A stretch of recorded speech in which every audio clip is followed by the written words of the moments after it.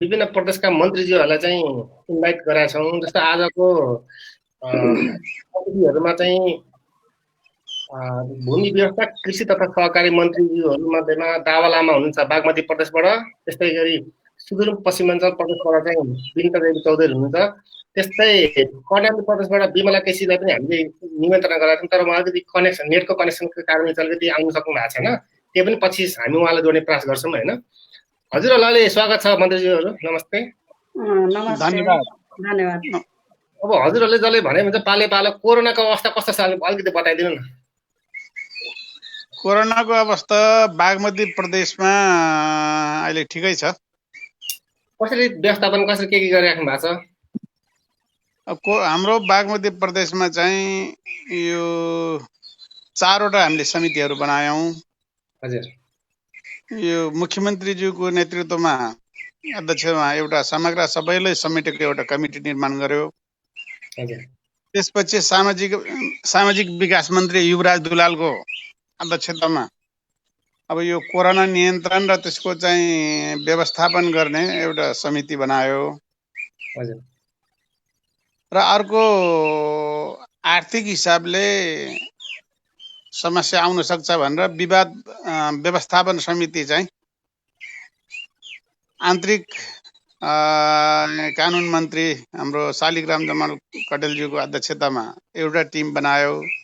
त्यसमा चाहिँ हामीले 50 करोड रुपियाँ बजेट व्यवस्थापन गरेका छ।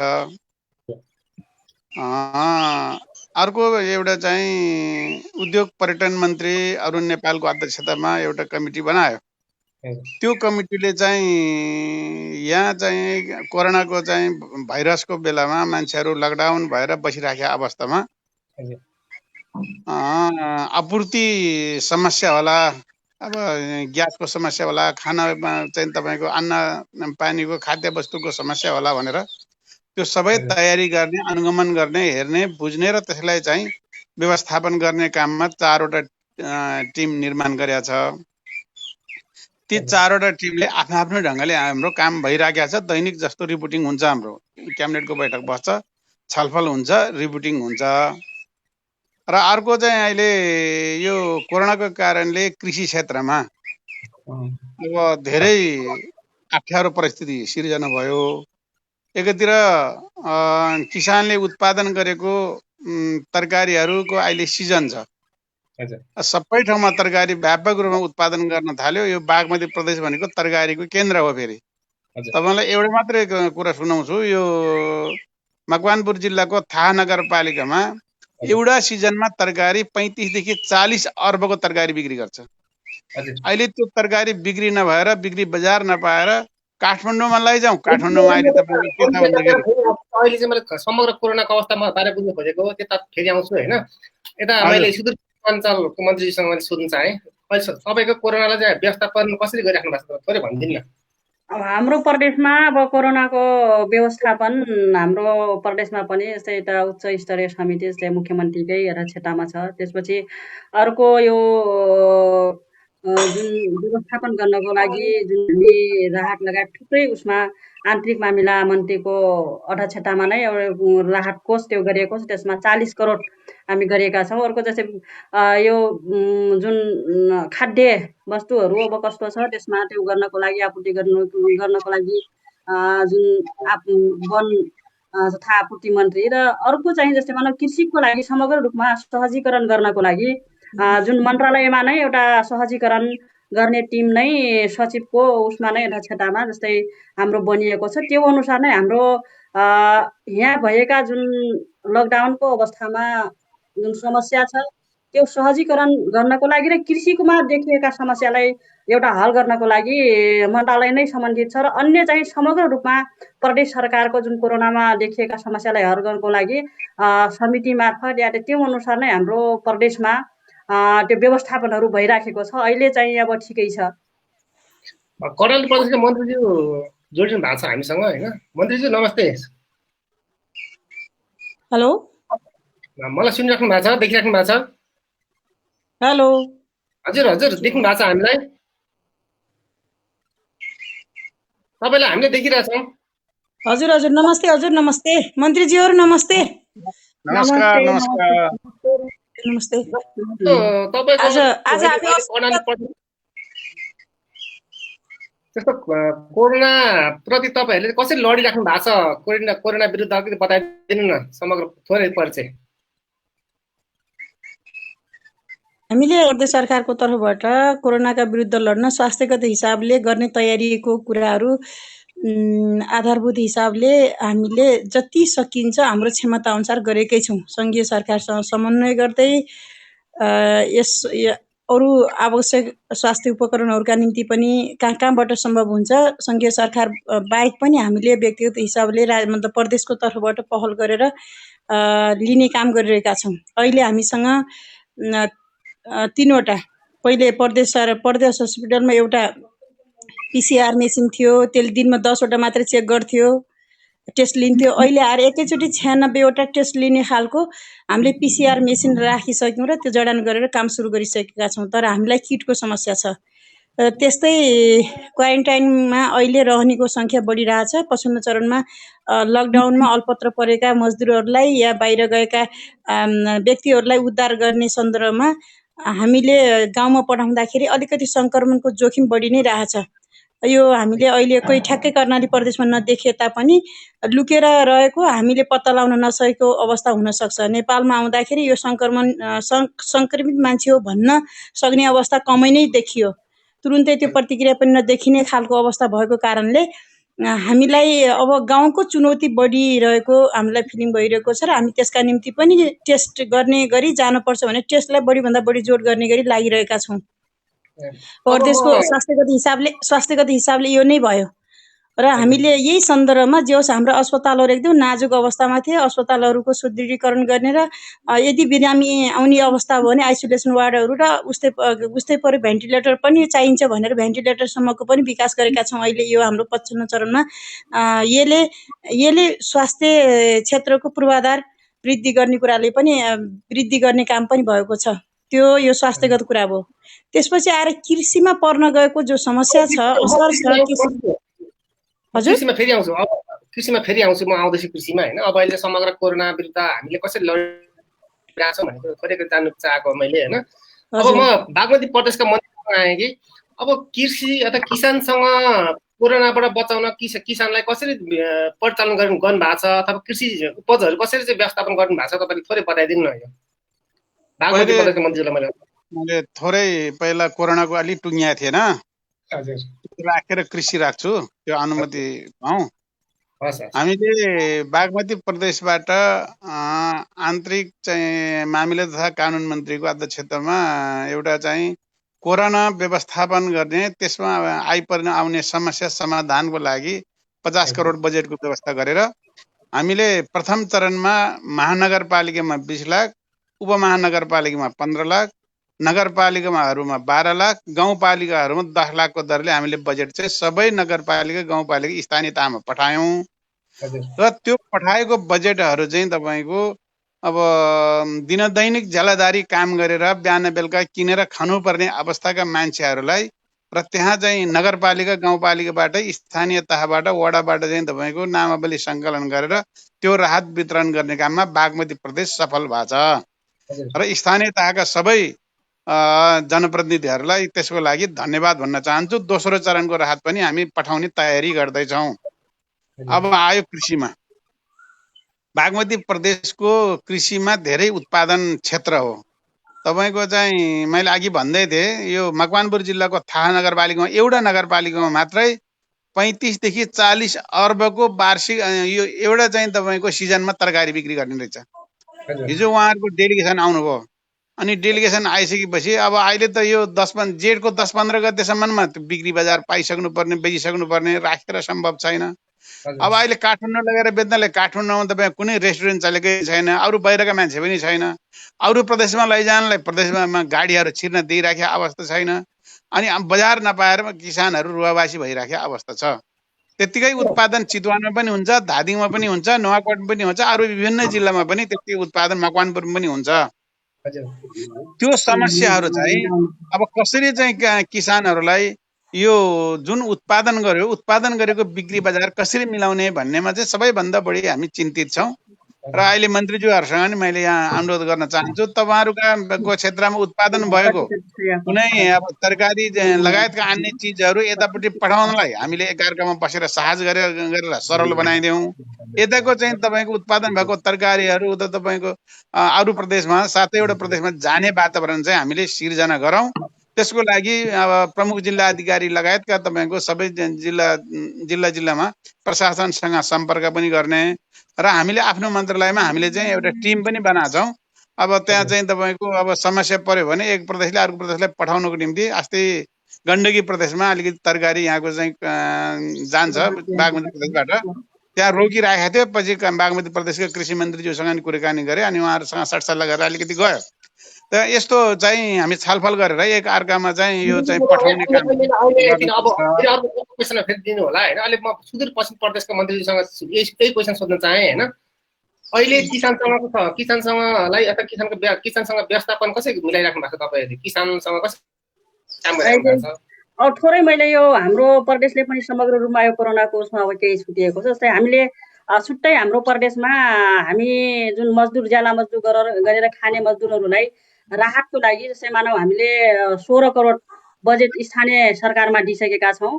पहिलो चरणको राहतहरू स्थानीय सरकारबाट वितरण भएको छ भने त्यो अनुसार नै अब हामीलाई चाहिँ जस्तै मानव यो अस्पतालहरू पनि भौतिक संरचनाहरू चाहिन्छ। त्यसमा छुट्टै हामीले कोरोना हस्पिटल भनेर यो सेती प्रादेशिक हस्पिटलमा 50 शय्याको अस्पताल तयार हुँदैछ। त्यसपछि महाकाली हस्पिटलमा 50 शय्याको अस्पताल यो कोरोना विशेष छुट्टै चाहिँ अस्पताल संरचनाहरू बन्दैछ, छिट्टै त्यो सञ्चालनमा आउनेछ। र अब यो जस्तै अब कृषिको समस्याहरू समग्र रूपमा हाम्रो अब प्रदेशमा देखिएका अब अहिलेको सबैतिरको समस्या हो।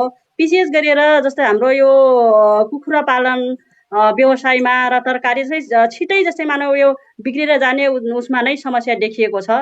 र यसलाई चाहिँ हामी सहजीकरण गर्नको लागि जे होस् हामीले यो थुप्रै उसमा जस्तै समिति बनाएर या त्यो अनुसार सहजीकरण गर्नको लागि हाम्रो सबै जिल्ला प्रशासन 9वटै जिल्ला प्रशासनलाई हामी परिपत्र गरेका छौँ। र त्यो अनुसार आवश्यकता अनुसार जस्तै मानव हामीले अन्तर जस्तै अब जिल्ला जानको लागि त्यो अनुसार सहज वातावरण र अर्को जस्तै आवश्यकता परिहाल्यो भने सम्बन्धित हाम्रो प्रदेशका जस्तै मानव हाम्रो अन्तर्गत रहेका कार्यालयमा रहेका गाडीहरूलाई परिचालन गर्ने गरी नै हामीले व्यवस्थापन गरेका छौँ। र यो गर्दै पनि जस्तै मानव यो बन्नको अवस्थामा यो बजार नखुलेको र बजारमा ल्याए पनि खाने मान्छे नै जस्तै उपभोक्ता नै बाहिर नआइसकेपछि एउटा समस्याहरू त छँदै छ। तैपनि हामीले जे होस् एउटा सहजीकरणहरू वातावरण मिलाइराखेका छौँ। र अलि समस्या जस्तै मानव समस्या परेको या बढी क्षति भएको हाम्रो यो अन्डा अनि त्यसपछि यो पोल्ट्री फार्म लगायत जस्तै मानव ह्याचरीहरू अनि यो दाना उद्योगमा अलि प्रभाव परेको छ। अब त्यसलाई चाहिँ कसरी हामीले अब जस्तै मानव जोडेर लग्न सक्छौँ उसमा पनि हामी एउटा डाटाहरू लिँदैछौँ र केही हामी तथ्याङ्कहरू लिइसकेका छौँ। अझै त्यसलाई कति चाहिँ अब क्षति हुन्छ त्यो अनुसारमा अब कसरी हामी त्यसलाई फेरि त्यो ठाउँमा ल्याउनको लागि त्यही अनुसार व्यवसाय सञ्चालन गर्नको लागि एउटा संरचनालाई अब सञ्चालन गर्नको लागि कार्यक्रमलाई बनाएर ल्याउने र एउटा प्याकेजै त्यो कार्यक्रमको प्याकेज या राहतको प्याकेज कसरी ल्याउन सकिन्छ त्यसमा हामी छलफलमै छौँ। जस्तो अब किसानसँग चाहिँ तपाईँ सहकार्य कसरी गरिराख्नु भएको छ? किसानसँग चाहिँ अब किसानसँग अहिले हामीले जस्तै मानव हामीले मन्त्रालयमा हाम्रो अब समिति छ, त्यो अनुसार हामी फोन नम्बर पनि दिएका छौँ। त्यसपछि अब कल सेन्टर पनि त्यो गरिएका छ होइन किसानसँग त्यो गर्ने। र त्यसरी जस्तै अब समस्या आइहाल्यो जस्तै अब किसानको त्यो भयो भने हामी सम्पर्क गरेर त्यो हल गरिराखेका छौँ। र जुन हामीले अहिले तत्काल जस्तै अब कतिपय प्रदेशमा अब यो कृषि एम्बुलेन्स भनेर त्यो गरिएको छ भने हामी त्यो नगरे पनि हाम्रो कार्यालयका गाडी नै हामी परिचालन गरेका छौँ। आवश्यकता परिहाल्यो भने त्यहाँ चाहिँ किसानको बारीमा गएर नै तरकारीहरू ल्याएर बजारसम्म पुर्याउने हामी त्यसरी सहजीकरण गरिराखेका छौँ। र एउटा घुम्ती सेवा जस्तै अब बजारमा ल्याएर अब जस्तै अब ठेलामा हुन्छ कि साइकलमा हुन्छ त्यसरी चाहिँ अब किसानहरूको तरकारी फलफुल ल्याउने वातावरण मिलाएका छौँ। र अर्को जस्तै मानव हाम्रो ठाउँमा भएका जस्तै अब केराको समस्याहरू त्यसलाई हामीसँग भएका जुन अब संरचनाहरू जुन भौतिक संरचना जुन राइपनिक चेम्बरहरू छ त्यो ठाउँबाट ल्याउने त्यो अनुसार नै हामी अन्य जिल्लामा पठाउने चाहिँ त्यसरी व्यवस्था मिलाइराखेका छौँ। र एकदमै हामी किसानको टचमै छौँ, किसानको सम्पर्कमा छौँ।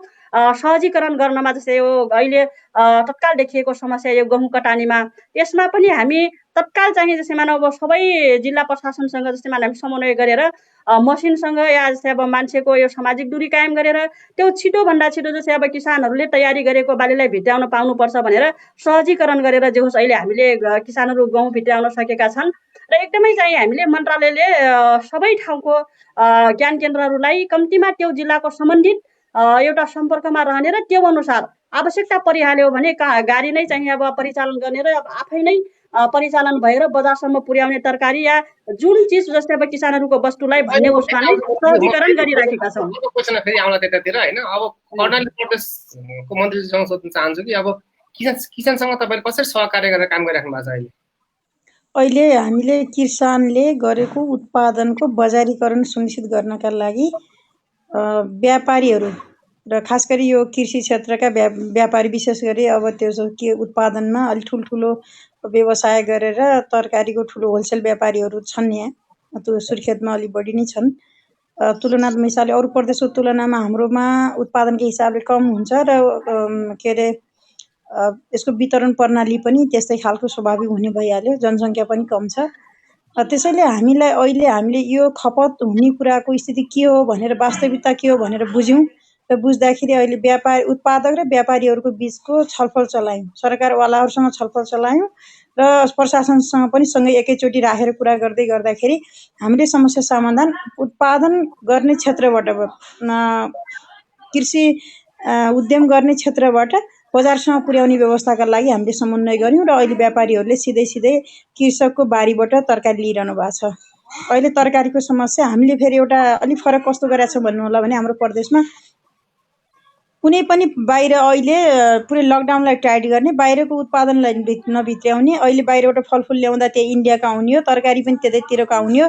त्यसैले अहिले हामीले यो कोरोनाको सङ्क्रमणको जोखिमताको स्थितिलाई मध्यनजर गरेर कुनै पनि चिजभित्र प्रवेश नगराउने, बरु हामी यससँग जे छ त्यही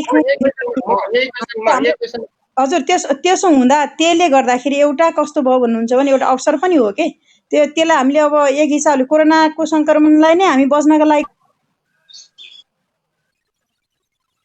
बिक्रीमा समस्या भएन, यी बजार पर्याप्त बजार भएपछि हामीलाई अहिले तरकारीमा हामीलाई पुगेको छ, बजार पनि समस्या छैन। त्यसपछि आएर हामीलाई हजुर अहिले हामी हजुर हजुर ल म फेरि आउँछु। म यही क्वेसन चाहिँ म खास बागमती प्रदेशमा पनि राख्न चाहन्थेँ होइन। अब हाम्रो नेपाली किसानको तरकारी चाहिँ बजारसम्म आउन नसक्ने अनि भारतबाट त निर्वाध रूपमा आइरहेछ तरकारी फलफुलहरू, यो तपाईँहरूले चाहिँ यसलाई कसरी व्यवस्थापन गर्नु भएको छ मन्त्रीज्यू? बागमती प्रदेशको मन्त्रीज्यू भारतबाट आउने तरकारीहरू यहाँ एउटा समस्या छ, हामीले नल्याउनुहोस् भारतबाटको तरकारी भन्न चाहिँ यो चाहिँ हाम्रो दुई देशको बिचको सम्बन्धले गर्दा खुला सीमा छ। अब एउटा कुरा के हो भन्दाखेरि हामीले यहाँ उत्पादन भएको तरकारी त्यो चाहिँ उत्पादनको क्षेत्रमा गएर त्यो व्यवसायले इन्डियाको तरकारी ल्याउनु भन्दा यहीँको तरकारी खोज्ने व्यवसाय बनाउने प्रयत्न गर्दैछौँ हामी। पहिले कुरा यहाँको तरकारी जुन उत्पादन भएको छ त्यो उत्पादन भएको चिजहरू खपत गर्नु पर्यो नि, त्यस कारण त्यही व्यवसाय पनि हामीले अहिले चाहिँ सहकारी संस्थाहरूलाई परिचालन गर्दैछौँ। जस्तो अहिले काठमाडौँमा पहिला चाहिँ 2 ठाउँ मात्रै थियो, कालीमाटी र चाहिँ यता बल्खुमा होइन, अहिले चाहिँ 13 ठाउँमा चाहिँ तरकारी बजार राखेको छ। किनभने धेरै मान्छेहरू अब घुलमिल पनि नहोस्, भिडभाड पनि नहोस् भन्ने हिसाबले 13 ठाउँमा भएको छ। त्यहाँ चाहिँ एउटा के छ भने तपाईँको 11 ठाउँमा चाहिँ हो, 13 ठाउँमा 11 ठाउँमा हो, तर के छ भन्दाखेरि त्यसमा पनि अब अलिकति किसानहरूले चाहिँ हाम्रो नेपालमा किसानले तरकारी ल्याएर आफै बेच्न थाले। त्यसपछि भारतबाट जसले तरकारी ल्याउँथ्यो फलफुल ल्याउँथ्यो ती व्यापारीले चाहिँ अहिले आउट भएको छन् कि हिजो भारतबाट आउने तरकारी मूल्य बढी थियो, तर नेपाली किसानको तरकारी काठमाडौँमा आइपुग्दा चाहिँ तरकारी भाउ घटेको अवस्था छ क्या अहिले। होइन अहिले चाहिँ अर्को चाहिँ के भन्दाखेरि जस्तो मकवानपुर जिल्लामा 3 दिन भयो सुरु भएको। अब विभिन्न मकवानपुर जिल्लामा उत्पादन भएको तरकारीहरू त्यो तरकारी चाहिँ सहकारी संस्थाहरूले बजारसम्म ल्याउँछन् अनि बजारमा ल्याइसकेपछि फेरि सबै सहकारी संस्थाहरूको गाउँमा टोलमा पुर्याउने काम भएको छ। त्यसको लागि हामीले गाडीहरूको व्यवस्थापन गरिदिएको छ। अघि नै हाम्रो यो सुदूरपश्चिम प्रदेशका कृषि मन्त्रीज्यूले भन्नुभयो जस्तै हामीले आफ्नै गाडीहरू प्रयोगमा, अहिले चाहिँ लकडाउनको कारणले गाडी प्रयोगमा आएको छैन, अहिले चाहिँ कृषि एम्बुलेन्सको रूपमा चाहिँ तरकारी बोक्ने अब गाउँ गाउँमा पठाइदिने काममा हाम्रो गाडीहरू व्यवस्थापन भइरहेछ। अब म सबै एकैछिन जिल्लामा पनि हामी त्यो मन्त्रीजीसँग गर्न तयार छौँ। हामी त्यही ढङ्गले जाने, तर एकै बाजी हामीले रोक्नु अन्त नल्याउनुहोस् तपाईँको तरकारी भन्नुभन्दा हामीले यहीँ आन्तरिक रूपमा मिलाएर हाम्रो उत्पादनलाई बजारीकरण गरेर अनि व्यवस्थापन गर्यो भने त्यो तरकारी अटोमेटिक रोक्न जान्छ क्या बाहिरको तरकारी। म मैले त्यही एकैछिन भन्नु सुदूरपश्चिम प्रदेशको मन्त्रीजीसँग उत्तर चाहेँ मैले। हजुर हजुर भारतबाट अहिले तपाईँको तरकारी आउने क्रम कस्तो छ, अथवा आन्तरिक तरकारीहरूले व्यवस्थापन हामीले पुग्छ कि पुग्दैन हाम्रो प्रदेशलाई, के छ अवस्था? हाम्रो प्रदेशमा अहिले हामीले त्यो धेरै मात्रामा त आएको छैन होइन। अब नआए पनि हामीसँग पर्याप्त मात्रामा छ। तर त्यही अघि जस्तै मानौ हाम्रो 3 नम्बरका प्रदेशका माननीय मन्त्रीज्यूले भने जस्तै अब सिधै चाहिँ अब ल्याउनु हुन्न भनेर अब रोक्न पनि नसकिने। तर हामीले जस्तै यो केराको हकमा त अहिले बन्द नै भइरहेछ।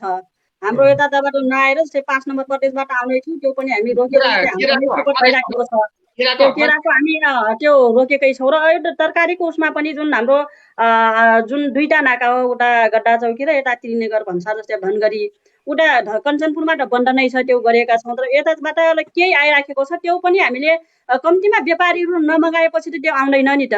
त्यो व्यापारीले यहाँका उत्पादन भएका तरकारीलाई चाहिँ ल्याउनु पर्यो बजारमा। त्यो अनुसार नै हामीले छलफल गरेर अलि कम भएको छ। अब त्यसै चाहिँ एकैचोटि त्यसरी अब जस्तै अब कानुनी रूपबाट अब रोक्न नसक्ने स्थिति। तर त्यो व्यवहारिक रूपमा कम्तीमा व्यापारीहरूसँग छलफल गरेर त्यो रोकिदिनु पर्यो, हाम्रा किसानका उत्पादनलाई बजारमा ल्याइदिनु पर्यो भनेर त्यसरी चाहिँ हामीले छलफल गरेर अलि कम भएको छ। हाम्रो तरकारी नै चाहिँ बजारमा आइराखेको छ। कर्णाली प्रदेशमा त अघि भनिहाल्नु हो होइन, अब बाहिरबाट आउनु नदिने भनेर चाहिँ के अरे गण्डकी प्रदेशले पनि यसै गरेको छ। जस्तो अन्य क्षेत्रका तरकारीहरू अथवा खाद्यान्नहरू केही पनि भित्राउनु दिएको छैन। कर्णालीमा पनि त्यही अवस्था हो।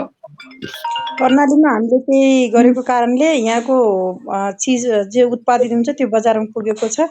अहिले हामीले बजारको समस्या भएको छैन, बरु भित्र आन्तरिक प्रदेशभित्रकै बजारमा चाहिँ यो प्रशासनले बढीभन्दा बढी टाइट गर्दाखेरि किसानहरूको बाटोमा लिँदाखेरि तरकारी लिएर फर्केको गाडी फेरि रोकिदिने, किसानहरूले दुःख पाउने, यी कुराहरू निरन्तर यति धेरै हामीलाई तनाव भइरहेछ। यो तनावलाई हल गर्नका निम्ति प्रशासनसँग नियमित समन्वय गरिरहेका छौँ। र कतिपय ठाउँमा गाडी जस्तो ठुला व्यापारीहरूले ट्रक लिएर जानुपर्ने ठाउँ भएन, गाडी भर्ने ठाउँ भएन। 1-2 क्विन्टल तरकारी फलेको अवस्थामा हामीले हाम्रा मन्त्रालयले खास गरी 2टा निर्देशनालय मातहतमा 2वटा गाडी र उता जिल्लाहरूमा हाम्रा कार्यालयहरू छन्, ती सबै कार्यालयहरूमा भएका गाडीहरूलाई अहिले सहजीकरणका लागि खटाइएको छ। आकस्मिक सेवा, ढुवानी सेवा भनेर ती कार्यालयका गाडीहरूलाई नै हामीले 7 नम्बर प्रदेशले जस्तै 3 नम्बर प्रदेशले जस्तै हामीले पनि हाम्रा आफ्ना साधन स्रोत नै प्रयोग गरेर गाडीहरू प्रयोग गरेका छौँ। र अहिले कृषिमा भएका कर्मचारीहरूले साँच्चीकै यति बेला हामीले हाम्रो दक्षता, हाम्रो क्षमता किसानहरूको लागि जनताको सरकार हो भन्ने अनुभूति हुने गरी गर्नुपर्छ भन्ने भाव कर्मचारीहरू पनि त्यो देखियो र राम्रो खालको भूमिका पुरा गरिरहनु भएको छ। अहिले हामीलाई बजारीकरणको सेक्टरमा समस्या परेको छैन। सम्पर्क पोइन्ट बनाएर रात दिन हामी नै लागिरहेका छौँ। यसले गर्दाखेरि कतिपय सन्दर्भमा यो रोक्यो, त्यो रोक्यो, यो भयो, त्यो भयो। अहिले हाम्रो बढी जसो तनाव भनेको आन्तरिक बजारीकरणमा यो के अरे आवत जावतको सहजतामा समस्या देखा परेको छ। पालिकाले एउटा वडाबाट अर्को वडामा जान नदिने खालको समस्या, यस्तै कारणले भएका समस्याहरू छन्। त्यही समस्याहरूलाई हामीले सहजीकरण गरिरहेका छौँ। अरू समस्या छैन। बागमती प्रदेशमा आए फेरि जस्तो अहिले भर्खर भनिहाल्नुभयो मन्त्रीज्यूले, जस्तो कस्तो भने कृषि मन्त्रालयले अथवा सरकारले प्रदेशले एउटा निर्णय गर्छ होइन, अब किसानको उत्पादनलाई बजारीकरण गर्ने सहकारी मार्फत अब विभिन्न कारण मार्फत चाहिँ हामी बजारीकरण गर्ने भन्छ। तर स्थानीय प्रशासनले अथवा जो फिल्डमा खटेका हाम्रो प्रहरी दाजुभाइ हुन्छ उहाँहरूले चाहिँ रोक्ने अवस्था छ। तपाईँहरूकोमा प्रदेशमा के छ अवस्था? होइन, यो समस्या यहाँ पनि छ होइन। हजुर, यो बुझाइमा आएको फरक पनि हो। अब लकडाउनलाई कडाई गर्नुपर्छ भन्ने सरकारको नीति पनि छ, अनि त्यसपछि कृषिजन्य वस्तुलाई चाहिँ खुकुलो गर्नुपर्छ भन्ने पनि निर्णय छ। त्यो चाहिँ प्रशासन मार्फत चाहिँ त्यो खट्ने जुन सुरक्षाकर्मी छन् उहाँहरू कहाँ राम्रोसँग पुग्नुपर्ने हो क्या, त्यो पुगिराखेको छैन। किनभने उसको ड्युटी त अब कहीँ कतै लकडाउनमा चाहिँ गडबड होला नि, लकडाउनको पुनर्पालन गर्ने काममा लाग्नुहोस् भनेर निर्देशन छ। तर कृषिजन्य वस्तुहरू, तरकारी भयो, अन्नबाली भयो, अब विभिन्न चिजहरू आउँदाखेरि चाहिँ यो चाहिँ छोडिदिनुपर्छ भन्ने खालको कुरा यो चाहिँ त्यो पुलिससँग पुगिन भन्ने लाग्छ। त्यसकारण यो कुरा पुर्याउनुपर्छ। हामी सिडिओ साहबहरूसँग कुराकानी गर्दैछौँ। सानो उदाहरण दिन्छु। जस्तो अब यहाँ कृषि ज्ञान केन्द्र ललितपुरले अस्ति चाहिँ किसानको लागि परिचय पत्र बाँड्यो, तर ती प्रत्येक भएको सिडिओ कार्यालयले चाहिँ त्यहाँ रोक भनेर त्यहाँ आएर किसानहरूलाई परिचय पत्र लिनु नै दिएन क्या। यो त के को कमजोरी हो त यो?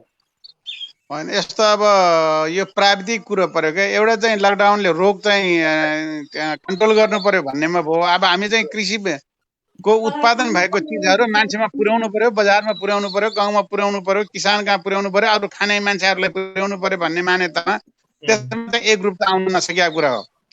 अब हामीले ललितपुरलाई मात्रै होइन, विभिन्न जिल्लाको कृषि ज्ञान केन्द्रका प्रमुखहरूलाई भनेका छौँ, किसानले कुनै पनि चिजहरू तरकारी लगायतका बाली वस्तुहरू जे ल्याउँछ त्यो चाहिँ साझीकरण गरेर तपाईँले सिडिओ हिसाबसँग साझीकरण गर्ने।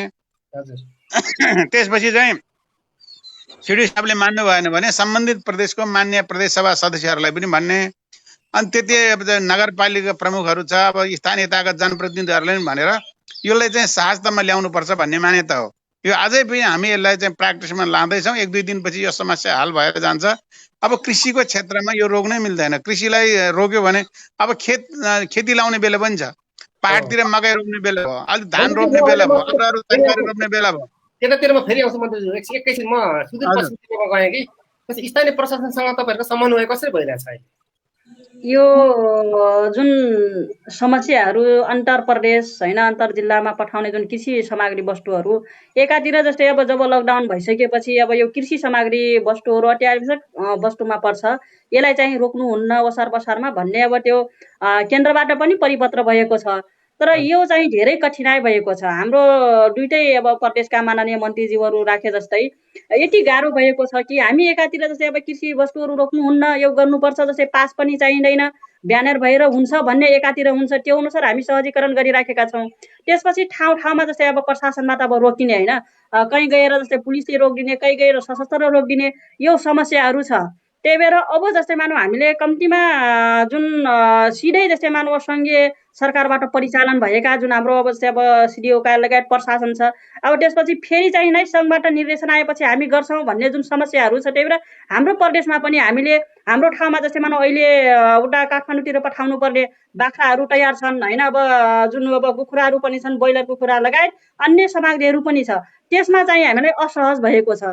यो चिजमा जस्तै अब जुन पहिला जुन परिपत्र गरिएको छ, जुन के त निर्णय भएको छ, त्यो निर्णय पालना गर्नुपर्छ र कम्तीमा कृषि वस्तुलाई सहज तरिकाले जान दिनुपर्छ भन्ने हो। जस्तै अब कुखुराको जुन अब हामीसँग ह्याचरी पनि छ, जुन चल्लाहरू उत्पादन भएका छन्, जस्तै बाटोमा 1 घण्टा 1.5 घण्टा रोकिदियो भने त चल्ला त मर्दिन्छन् नि त। यो अवस्थाहरू छ। त्यही भएर कम्तीमा सङ्घीय सरकारले पनि यो प्रशासनमा जुन एउटा कमजोरी भइराखेको छ, जुन असहज वातावरण भइराखेको छ, कम्तीमा एक प्रदेशबाट अर्को प्रदेशमा जुन सामग्रीहरू पठाउन पाउने व्यवस्था र एउटा यो कृषिमा एउटा जुन व्यवस्था छ नरोकिने भन्ने त्यो चिजमा चाहिँ सहज वातावरण मिलाइदिनको लागि र यो प्रशासनले पनि त्यो अनुसार गर्नुपर्छ भनेर बारम्बार हामीले समन्वय गरिराखेका छौँ। 9वटै जिल्लाका सिडिओहरूसँग होइन, अब प्रशासनसँग समन्वय गरेर सहजीकरण गर्नुपर्छ भनेर त्यो अनुसार जस्तै ज्ञान केन्द्रका अब हाम्रो कर्मचारीलाई पुरै खटाएका छौँ। जिल्लाको स्थिति के छ, यदि कहाँ समस्या पर्यो भने तपाईँहरू सहजीकरण गर्नुहोस् र त्यो अनुसार चाहिँ वातावरण मिलाउनुहोस् भनेर त्यसरी लागिराखेका छौँ। तैपनि एउटा यो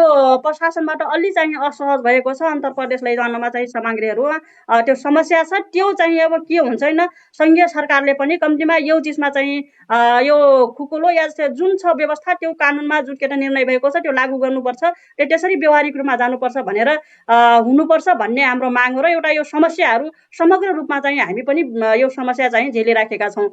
यता कर्णाली प्रदेशमा के छ तपाईँको अवस्था चाहिँ? त्यहाँ चाहिँ मन्त्रीजी सुनिराख्नु भएको छ मलाई? कर्णाली प्रदेश हजुर हजुर हजुर हजुर स्थानीय प्रशासनसँग तपाईँको समन्वय चाहिँ कसरी भइरहेछ अहिले? अहिले हामीले स्थानीय प्रशासनसँग समन्वय गर्नका निम्ति खास गरी सुर्खेतमा अलि बढी समस्या राजधानी भएकोले अलि बढी समस्या भएको कारणले मन्त्रालयको फोकल पर्सन र उता प्रशासनको एउटा कर्मचारी अधिकृत कर्मचारीको समन्वय व्यक्तिका रूपमा उहाँहरूले खटाउनु भएको छ। सिडिओ साहबलाई भनेरै आफैले भनेर एउटा तपाईँलाई सबै कुरा गाह्रो हुन्छ, एउटा कर्मचारी दिनुहोस् जसले कृषिको विषय हेरोस् भनेर त्यसलाई सहजीकरण गर्न हामीले सम्पर्क व्यक्ति उताबाट पनि मागेका छौँ र हाम्रो पनि सम्पर्क व्यक्ति छ। मन्त्रालयमा पनि निर्देशनालयहरू पनि जिल्लाहरूमा पनि त्यसलाई सहजीकरण त्यसरी गरिएको छ। तर पनि एकदमै गाह्रो भएको छ। प्रशासनले जब जे बुझे पनि तल प्रहरीले कार्यान्वयन गर्नुपर्छ। बाटोमा जाँदा त प्रहरी नै हो ड्युटी गर्ने। त्यो ड्युटी गर्ने चेन्ज गर्दाखेरि पनि त्यो सबैले नबुझ्ने हुँदो रहेछ कि आज गरेको कुरा भोलिपल्ट त्यो हुँदैन फेरि। एकदमै गाह्रो भएको छ अहिले हामीलाई। यो पछिल्लो चरणमा गृह मन्त्रालयले लकडाउनलाई थप कडाइ गरेर जाने भनेपछि यो अहिले एकदमै असहज भइरहेछ किसानहरूलाई। नरोकिदिएको कहीँ ठाउँै छैन। यान्त्रिकरणको कुरा छ। अहिले बाली नाली भित्र्याउने बेला यान्त्रिकरणको कुरा सँगसँगै लिनुपर्छ। थ्रेसर मेसिनहरू लिएर जानुपर्छ, त्यही रोकिदिया छ। अर्को ठाउँ अर्कै रोकिदिया छ, अर्को ठाउँ अर्को गरेछ। सारा अहिले यो खालको टेन्सन चाहिँ छ। तैपनि हामीले समस्या समाधान 2 घण्टा 3 घण्टा रोकेर भए पनि समस्या समाधान गरेका छौँ। यसले अलिकति दुःख चाहिँ पाएको छ, किसानहरूले दुःख पाएको छ, उत्पादन गर्ने मान्छेहरूले दुःख पाएको अवस्था अवश्य छ। यसलाई सहजीकरण गर्न मेरो अनुरोध के छ भन्नुहुन्छ भने कम्तीमा जे भनिया छ त्यो अनुसार गरिदियो भयो के। कृषिलाई निर्वाध रूपमा अगाडि बढ्ने भनेर सङ्घीय सरकारले निर्णय गर्ने, त्यसपछि त्यो नगर्ने, व्यवहारमा त्यो नगर्ने, अरू जस्तै कृषिलाई हेर्ने, यो कुरा मिल्दैन। त्यसैले सङ्घीय सरकारले जे भनेको छ त्यो कुरालाई व्यवहारमा कार्यान्वयन गर्न प्रशासनलाई निर्देशन गर्नु पर्यो। सिडिओ प्रदेश सरकारले चलायो अरे सिडिओ चल्दैन।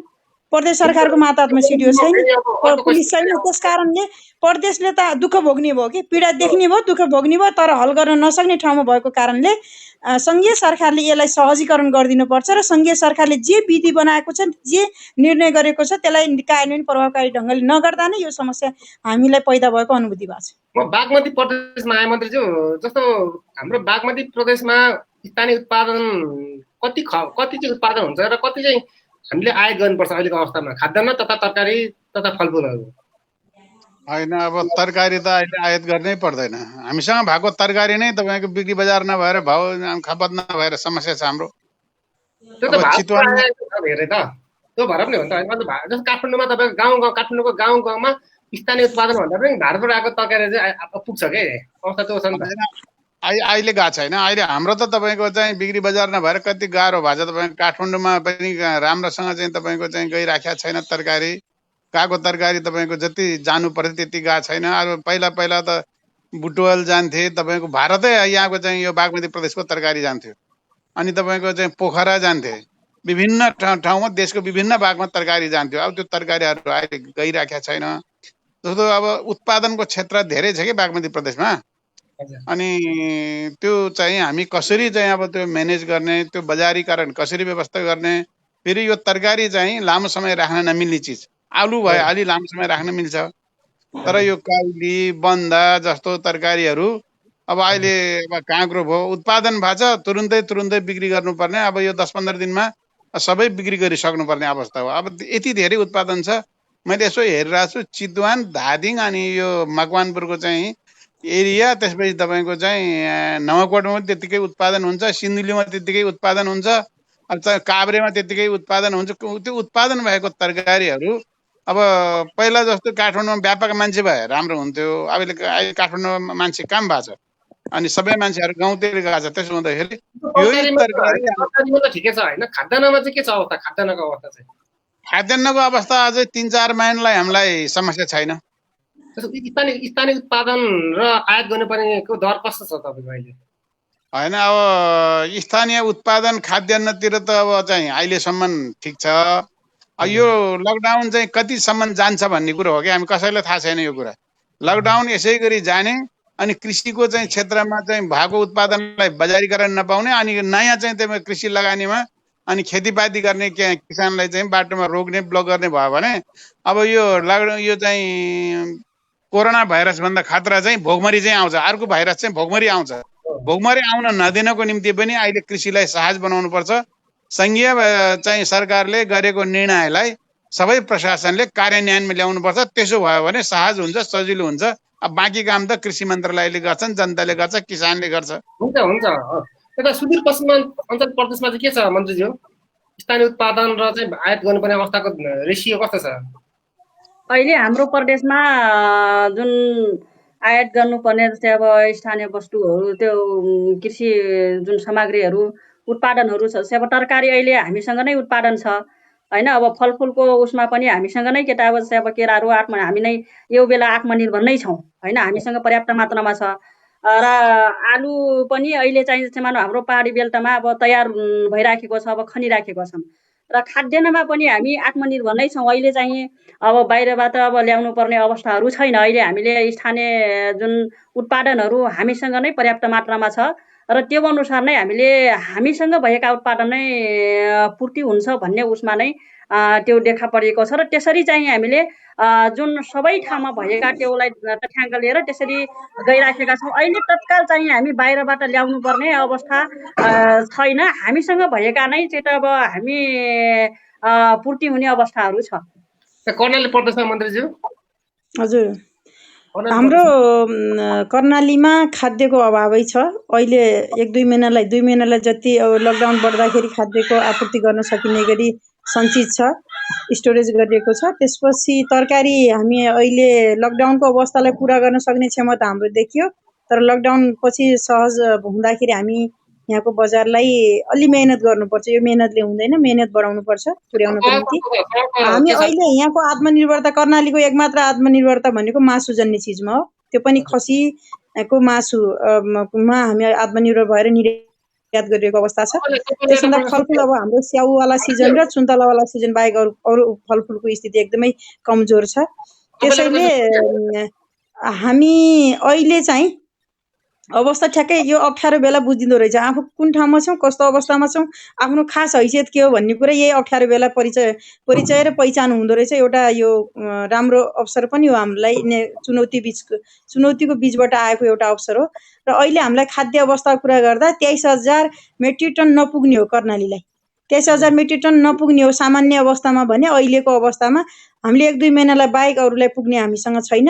त्यो हामी उत्पादनलाई बढायौँ भने अहिले अगाडि 3 नम्बर प्रदेशको मन्त्रीज्यूले भने जस्तै हामीले एउटा अभियान सञ्चालन गर्नुपर्छ र अब यो खाद्य सङ्कट एकदमै सम्भावित खाद्य सङ्कटलाई मध्यनजर गरेर खाद्य सङ्कट न्यूनीकरण गर्नका निम्ति बाँझो जमिन सदुपयोग अभियान सञ्चालन गर्ने र उत्पादन वृद्धि गर्ने कार्यक्रमलाई अगाडि बढाउनुपर्छ भन्ने सोच भइसकेपछि हामीले आम जनसमुदायलाई यसमा समावेश गराउने, कोरोनाका विरुद्ध जसरी साझा ढङ्गले एकताबद्ध भएर सबै राजनीतिक पार्टीदेखि लिएर सारा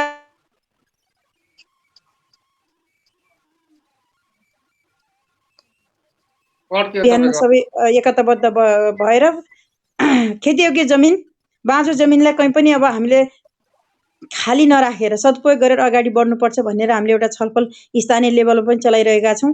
यो फोनबाटै भए पनि यस्तै खालका मिटिङहरू, फोनबाट भिडियो मिटिङहरू गरेर हामीले यो कामलाई अगाडि बढाइरहेका छौँ। र अब हामी अभियानात्मक रूपमा बाँझो जमिन सदुपयोग गर्ने कार्यक्रमलाई अगाडि बढायौँ भने हाम्रो उत्पादन वृद्धि होला। र अहिले यो सिजन भनेको फेरि सबै उत्पादन हुन्छ। बर्खी सिजन भनेको आकाशे बालीको भरमा धान रोप्ने देश न पर्यो हाम्रो। त्यसो हुँदाखेरि हामीले अहिले मकै केही नभए पनि मकै उम्रिन्छ, फलफुल रोप्ने सिजन हो। त्यसैले जहाँ जे हुन्छ त्यो सम्भाव्यताका आधारमा स्थानीय तहले पहिचान गरेको कुरालाई सिफारिसका आधारमा हामीले प्रदेश सरकारले सहजीकरण गर्ने, कृषि स्वयंसेवकहरू व्यापक रूपमा परिचालन गर्ने गरी सोच्नुपर्छ भनेर हामी त्यो कार्यक्रमतिर लागेका छौँ।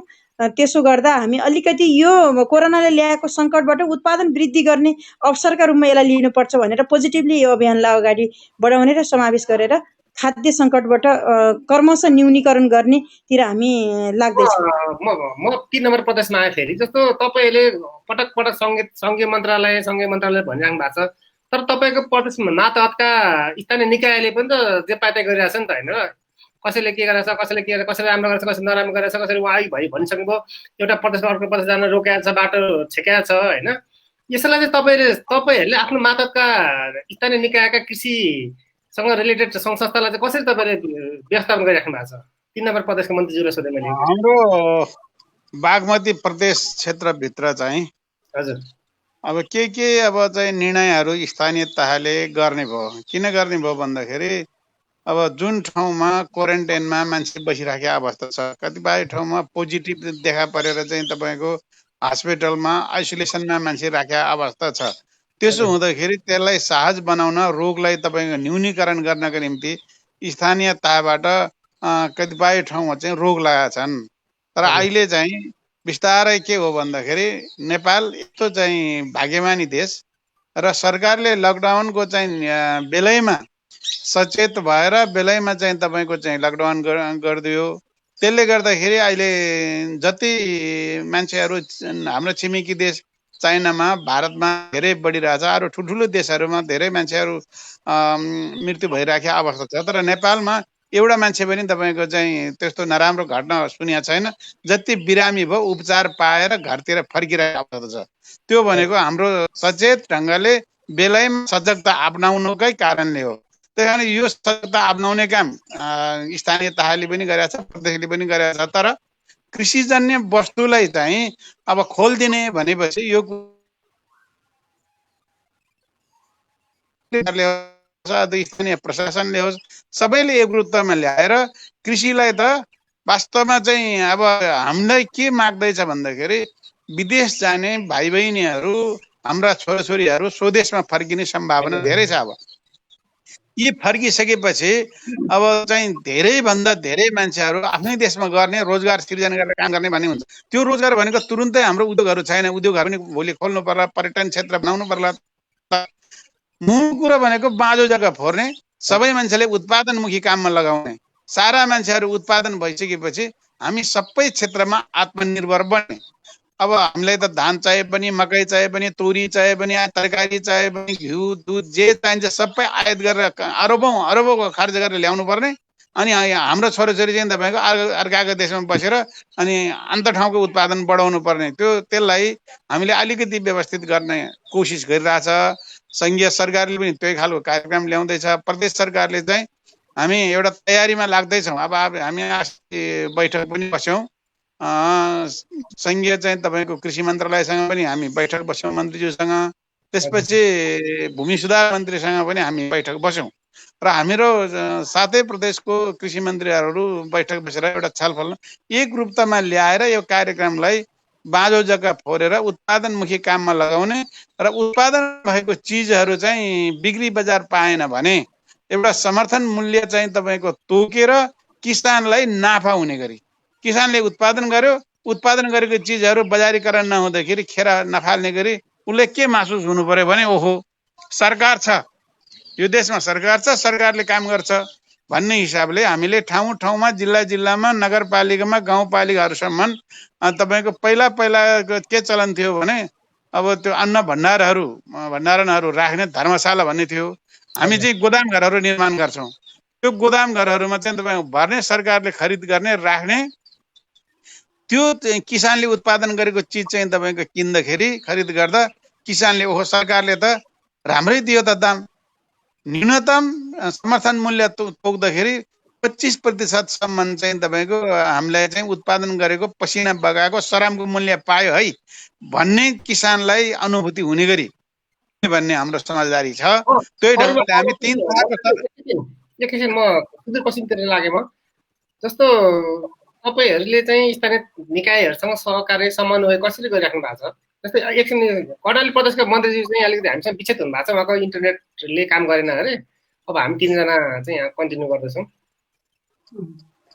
हाम्रो सुदूरपश्चिम प्रदेशमा हाम्रो स्थानीय सरकारसँग समन्वय हाम्रो भइराखेको छ हैन। जस्तै अब कृषि वस्तुहरू कुन गाउँपालिका कुन नगरपालिकामा छ त्यो अनुसार नै स्थानीय सरकारले पनि सहजीकरण गरिदिनु पर्यो र त्यो अनुसार हामीले कम्तीमा प्रदेश सरकार र स्थानीय सरकारको समन्वयमा किसानहरूको जुन उत्पादन भएका वस्तुहरूलाई सहजीकरण गर्नको लागि, बजारसम्म पुर्याउनको लागि सबैले के त अब सबैको जिम्मेवारी हो, सबैको दायित्व त्यो गर्नुपर्छ भनेर हामी स्थानीय सरकारसँग समन्वय गरिराखेका छौँ। त्यति चाहिँ स्थानीय सरकारमा सहयोग छैन, त्यो सहयोग नै भइराखेको छ। अब रह्यो जस्तै मानव अर्को जिल्लाबाट अर्को जिल्लामा जाने समस्याहरू जुन जिल्ला प्रशासनबाट नै अब यो हुने कुरा हो हैन। त्यही भएर जस्तै स्थानीय सरकारले हुन्छ, हामीले त्यो अब सिफारिस दिन्छौँ भने पनि यदि प्रशासनले दिएन भने त्यो चाहिँ रोकिएको छ। त्यही भएर त्यो स्थानीय सरकारसँग रोकिने त्यो चाहिँ अब मानव निर्णय गरेको होइन कि उसले जस्तै यो जुन हाम्रो कोरोना नियन्त्रण गर्नको लागि जस्तै मानव बाहिरबाट आएका जुन मानिसहरूलाई अब व्यवस्थापन गर्नको लागि क्वारेन्टाइनमा राख्ने त्यो एउटा आफ्नो आफ्नो उसमा जस्तै स्थानीय सरकारले व्यवस्थापन गरिएको छ। प्रदेश सरकारले पनि जस्तै मानव प्रत्येक अब स्थानीय सरकारमा अब बजेटहरू पठाएको छ। हामी जुन यो उपमहानगरपालिकामा 5 लाख, त्यसपछि नगरपालिकामा 4 लाख र गाउँपालिकामा 3 लाख गरेर हामीले व्यवस्थापनको लागि पनि स्थानीयमा बजेट दियौँ र त्यो अनुसार एउटा क्वारेन्टाइनमा राख्नको लागि एउटा व्यवस्थापन गरिएको छ। त्यो अनुसार आफ्नो आफ्नो तरिकाले त्यो गरिएको छन् र कृषिजन्य उसमा चाहिँ जस्तै मानौ हामीले एकटुटा नै गएको छ, प्रदेश सरकारसँग समन्वय भइराखेको छ, स्थानीय सरकारको समन्वयमा गरिरहेको। तर यो जिल्ला प्रशासनले चाहिँ जुन एउटा कडाई गरिएको छ, जुन जिल्ला प्रशासनले जस्तै मानौ हामी माथिको आदेश हो, माथिको आदेश मान्छौँ, न प्रदेश सरकारको नै स्थानीयका भने त्यो समस्याहरू छ। त्यसको बावजुद पनि हामीले जस्तै समन्वय गरेर सहज गरिराखेका छौँ, दुईटै सरकारले मिलेर सहज गरिराखेका छौँ। अब रह्यो जस्तै मानौ हाम्रो प्रदेशमा भएका अब जस्तै आउने समस्याहरू लगायत थुप्रै केटा हाम्रो प्रदेशमा पनि अब जुन हाम्रा बाँझो जमिनहरू छ त्यो बाँझो जमिनलाई सदुपयोग कसरी गर्ने र अब आएका जुन जनशक्तिलाई हामी कृषितिर कसरी चाहिँ प्रोत्साहित गर्ने र उहाँहरूलाई कसरी चाहिँ हाम्रै ठाउँमा जस्तै आफ्नै ठाउँमा उत्पादनमा लाग्नुपर्छ र आफ्नै जुन अब यो माटोलाई चाहिँ जस्तै मानौ बाँझो भएका जुन जमिन छ त्यसलाई चाहिँ व्यवस्थापन गरेर हरियाली बनाउन उसमा सबैले लाग्नुपर्छ। त्यसरी हाम्रो प्रदेश सरकारबाट विशेष गरेर जुन हाम्रो प्रदेशमा 3टा भूगोलमा छ, जस्तै मानौ पहाडी, त्यसपछि मध्य पहाडी, त्यसपछि तराई हैन। अब त्यो अनुसार नै हामी कम्तीमा हाम्रो ठाउँमा भएका जुन ठाउँमा जुन जिल्लामा के आवश्यकता छ या त्यो अनुसार प्राथमिकताको रूपमा कार्यक्रम राखेर र त्यसरी चाहिँ विशेष गरेर हाम्रो उसमा भएका जस्तै अब प्रदेशमा मेन बाली भनेको खाद्यान्न बाली नै हो, जस्तै धान, मकै, गहुँ हैन, त्यसपछि अब कोडो भयो हैन, त्यसपछि गएर जौ भयो लगायत त्यसलाई कसरी चाहिँ हामीले आफ्नो ठाउँमा व्यवस्थापन गर्ने र विशेष गरेर हाम्रो ठाउँमा भएका जस्तै अब बाँझो जमिनलाई नै हामी एकदमै जस्तै यसलाई सरकारले विशेष कार्यक्रमको उसमा ल्याउनको लागि हामी तयारीमा छौँ र यो अनुसार नै हामी जान खोजिराखेका छौँ र जुन ठाउँमा जे हुन्छ खाली जमिन नहोस्, कुनै पनि ठाउँमा जुन चिज हुन्छ त्यसरी त्यो गर्यो भने हुन्छ भनेर हामी लागेका छौँ र त्यसरी स्थानीय सरकारले पनि कैयौँ स्थानीय सरकारले जस्तै अहिलेको विशेष गरेर यो कोरोनामा भएका समस्या, यो जस्तैमा लकडाउनको उसमा भएका समस्यालाई र अब आउने जुन जस्तै मानौ हाम्रो खाद्य सङ्कट लगायत भोकमरीको समस्या नहोस् भन्नको लागि स्थानीय सरकारले पनि विशेष कार्यक्रम जस्तै कोरोना र छिट कार्यक्रम नै जस्तै कैयौँ स्थानीय सरकारले बनाइसकेको छ र त्यो अनुसार स्थानीय सरकारको समन्वयमा हामी प्रदेश सरकारबाट पनि विशेष गरेर जस्तै मानौ हाम्रो अब जमिन कहीँ पनि बाँझो नराख्ने गरी अब उत्पादनमा कसरी जोड्ने, आएका जनशक्तिलाई चाहिँ अब कृषिमा कसरी चाहिँ लगाउने भन्ने उसमा विशेष कार्यक्रम बनाएर लग्ने भन्ने उसमा नै हामी लागेका छौँ। अरू यो हाम्रो फेसबुक हलो खबरको फेसबुक हेरेर धेरैजनाले कमेन्ट गर्नुभएको छ, त्यसमध्येमा धेरै क्वेसनको एन्सर त दिइसक्नु भएको छ, त्यसमध्येमा पनि केही प्रतिनिधित्व क्वेसनहरूले म यहाँ राख्न चाहन्छु। जस्तै 5 नम्बर प्रदेशका कृषि सचिव तेजबहादुर सुवेदीले सोध्नु भएको छ, अन्तर प्रदेश आपूर्ति व्यवस्था मिलाउनु पर्यो मन्त्रीजी, माननीय मन्त्रीजीहरू भन्नुभएको छ। म बागमती प्रदेशको मन्त्री चाहे मैले एकदम राम्रो कुरा हजुर। यो आन्ध्र प्रदेशको चाहिँ नै छ, कृषिको सन्दर्भमा मात्रै हो त्यो, हजुर अरू कुरोमा मिल्दैन। हजुर लकडाउनको अवधि नसकिन्छहरू मिल्दैन। कृषिको सन्दर्भमा चाहिँ अब सचिवज्यूले सोध्नु भएको अत्यन्त सान्दर्भिक छ। हामी एउटा प्रदेशबाट अर्को प्रदेशमा कृषिजन्य वस्तुहरू, बालीहरू तपाईँको चाहिँ अहिले चाहिँ अब खुकुलो पार्ने, सजिलो बनाउने वातावरणमा हामी सबैले प्रशासनसँग पनि सल्लाह गर्ने, एक अर्कामा चाहिँ अब कृषि मन्त्रालयका सचिवको बिचको सम्बन्ध, मन्त्री बिचको सम्बन्ध पनि राख्ने। अनि एउटा ज्ञान केन्द्र, छिमेकीको ज्ञान केन्द्र, एउटा जिल्लाको ज्ञान केन्द्र अर्को जिल्लाको ज्ञान केन्द्रको बिचको सम्बन्ध गाँसेर किसानहरूलाई सहज बनाउने, सजिलो बनाउने, सरल बनाउने काममा चाहिँ हामी लाग्ने नै छौँ। जस्तो अर्को क्वेसन तपाईँले नि, म मन्त्रीज्यूलाई एकछिन रोकेँ मैले, म अर्को उहाँलाई एक क्वेसन थप्न चाहन्छु। अब सरिता तिमसिना भट्टराईले सोध्नु भएको छ, कृषकको बारीबाट उपभोक्तासम्म पुर्याउन सहकारीलाई माध्यम बनाउनु पर्यो, त्यसै गरी उत्पादनको डाटाहरू चाहिँ के कस्तो अवस्था छ भन्ने सोधिराख्नु भएको छ। यो जसले प्रश्न सोध्नुभयो त्यसले चाहिँ सहकारी संस्था मार्फत नै हामी यो किसानले उत्पादन गरेको तरकारीहरू बजारीकरणमा लैजाने र त्यसको चाहिँ खपत गराउने अभियान लागिरहेछ। त्यसको लागि अब जहाँ जुन जिल्लामा उहाँहरूले चाहिँ हामी यो काम गर्छौँ, हामीलाई सहयोग गर्नु पर्यो। अब के सहयोग गर्नु पर्यो उहाँहरूलाई भने हामी स्थानीय तहले पनि सहयोग गर्छ, प्रदेश सरकारले पनि सहयोग गर्छ। किसानलाई उत्पादन भएको तरकारीहरू बजारसम्म लैजानलाई लकडाउनको कारणले जुन अप्ठ्यारो परेको छ त्यसको निम्ति सप्लाई गर्ने कृषि एम्बुलेन्सको रूप हामीले गाडीहरूको, सरकारी गाडी, आफ्नै गाडीहरू व्यवस्थापन गरिराखेका छ। अनि त्यस्तै अहिले मन्त्रालयले गरिराखेको विज्ञ प्रयोग गर्ने तर किसानलाई सहज बनाउने काममा हामी हुन्छ हुन्छ मन्त्रीज्यू, म सुदूरपश्चिमतिर लागेँ। म यही दुईटा क्वेसनको एन्सर चाहेँ मैले। तपाईँले सुन्नुभयो प्रश्न? हजुर हजुर के क्लियर आयो। जस्तो 5 नम्बर प्रदेशको कृषि सचिव तेज बहादुर सुवेदीले सोध्नु भएको छ, अन्तर प्रदेश आपूर्ति व्यवस्था मिलाउनु पर्ने भयो माननीय ज्यूहरू भन्नुभएको छ। तपाईँहरूले के गरिराख्नु भएको छ त्यस्तो अवस्थामा?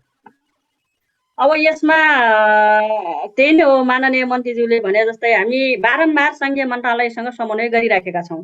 जुन हामीसँग जस्तै मानौ बाहिरबाट जुन सहज जस्तै इन्डियाबाट आउने होइन, अब त्यो आउने गाडीहरू सरासर आउन दिने होइन, तरकारीहरू आउन दिने। त्यसपछि हाम्रो त जस्तै मानौ नेपाल हो नि, आफ्नै देशमा उत्पादन भएका वस्तुहरू हो नि त। यो चिज चाहिँ जस्तै मानौ अर्को प्रदेशबाट अर्को प्रदेशमा जान त्यो रोक लगाउने यो चाहिँ जायज छैन। यो चिज हामी कम्तीमा बाहिरको रोक्ने हो होइन, बाहिरको चिज रोक्ने हो भने त आफ्नै जस्तै मानौ देशमा उत्पादन भएका वस्तुलाई खपत गर्नुपर्छ भनेर सहज बनाउनुपर्छ। यो चिजलाई हामी बारम्बार चाहिँ माथि जस्तै मानौ सङ्घीय मन्त्रालयसँग समन्वय गर्दैछौँ र यसलाई चाहिँ अब जुन प्रावधान छ, जुन हामीले निर्णय गरेका छौँ, जुन ठाउँबाट पनि जस्तै नेपालमा उत्पादनका वस्तु जहाँ पनि जान पाउने भन्ने जुन छ होइन, कृषिमा रोकटोक छैन भन्ने छ भने त्यो व्यवहारिक रूपमा या कार्यान्वयनमा जानुपर्छ भन्ने हाम्रो माग हो र त्यो हामी त्यही नै हो। हाम्रो 7वटै प्रदेशका मन्त्रीहरूको एउटा अस्ति पनि हाम्रो मिटिङमा पनि यो उठायौँ होइन, यो जुन गलत भइराखेको छ यसलाई चाहिँ सहज बनाउनुपर्छ भनेर त्यो कुरा राखिराखेका छौँ। यो हुनुपर्छ, यसमा चाहिँ हामी लागिराखेका छौँ। यो छिटो चाहिँ गर्नको लागि फेरि पनि हामी पहल गर्नेछौँ। तपाईँले नै सोधे, सरिता सिन्हा भट्टराईले सोध्नु भएको छ, जस्तो यो तथ्याङ्कहरूको अवस्था के छ? किन त हाम्रोमा तथ्याङ्क छँदै छैन, किनकि यसपालि सङ्घीय मन्त्रालयले पनि भोगेको छ होइन, किनकि तथ्याङ्कहरू यति गन्जागोल छ होइन। सङ्घीयसँग एउटा डाटा छ, प्रदेशसँग एउटा छ, स्थानीय तहसँग एउटा छ, त त्यसलाई एकै ठाउँमा ल्याएर हेर्ने हो भने सबै लथालिङ्ग छ। तपाईँहरूले यसलाई कसरी व्यवस्थापन गर्दै हुन्छ? अब अहिले हामीले जस्तै अब कृषिको तथ्याङ्क हेर्दाखेरि कहीँ पनि छैन, न सङ्घीयमा छ, न प्रदेशमा छ, न स्थानीयमा छ। र यसले गर्दा चाहिँ यसले कुनै अब त्यो अब जुनसुकै परिस्थितिमा पनि जस्तै मानौ या राहत दिनेमा या जस्तै मानौ किसानलाई त्यो गर्ने बेलामा अलिक समस्याहरू आइराखेको छ। जस्तै त्यहीको हुनाले हामी प्रदेशबाट चाहिँ यसको पहिलो चरणमा चाहिँ यो तथ्याङ्कको व्यवस्थापन गर्नुपर्छ, तथ्याङ्क लिनुपर्छ भन्ने उसमा चाहिँ यो तथ्याङ्क लिने कार्यक्रममै राखेका छौँ होइन। अब त्यो अनुसार एउटा यो सहज बनाउनको लागि यो अनिवार्य रूपमा तथ्याङ्क हो भन्ने उसमा हामी महसुस गरेका छौँ र यसरी हाम्रो प्रदेशमा चाहिँ अब तथ्याङ्कको कार्यक्रम राखेका छौँ, त्यो हामी लिन्छौँ। तपाईँहरू दुवैजना मन्त्रीज्यूलाई म के सोध्छु भने, यस अघिको मन्त्रीज्यूलाई अन्तर्वार्तामा मैले भनेको थिएँ होइन, तपाईँले सबैलाई अनुदान बाँड्नुहुन्छ होइन। यो बेला चाहिँ अनुदान बाँड्नुहुन्छ, अनुदान बाँडेपछि तपाईँको विभिन्न जिल्लामा कृषिको सम्बन्धित कार्यालयहरू छ। तपाईँहरूले कसलाई अनुदान दिनुभयो प्रत्येक वर्ष? त्यसै डाटा त तपाईँहरूसँग छ नि होइन। जस्तै 5 नम्बर प्रदेशसँग एकदमै राम्रो डाटा छ अनुदानको। यो बेला चाहिँ तपाईँको कृषि कार्यालयका कर्मचारीलाई फोन गरेर आफूले जसलाई तपाईँहरूले अनुदान दिनुभएको छ तिनीहरूलाई फोन गरेर तपाईँको उत्पादन के छ भनेर सोध्नुभयो भने त दुईवटा कुरा आउने भयो क्या। एउटा चाहिँ उसले अनुदान लगाएर काम गरिरहेको छैन भन्ने कुरा थाहा पाउने भयो होइन। अनि अर्को चाहिँ तपाईँको यति तपाईँले अनुदान दिनुभएको छ नि, त्यो किसानको उसले साँच्चै उत्पादन गराएको छ नि, त्यसको बजारीकरण गर्ने जिम्मा त तपाईँहरूको हो नि होइन र? हजुर हजुर। कसलाई सोध्नु भयो? अब दुवैजनालाई।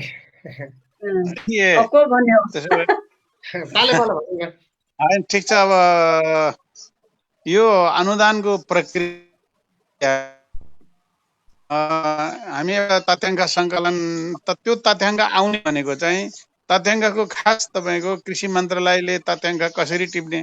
अब हामीले तथ्याङ्क स्थानीय तहको तथ्याङ्क सबैभन्दा बढी भरपर्दो हुनसक्छ।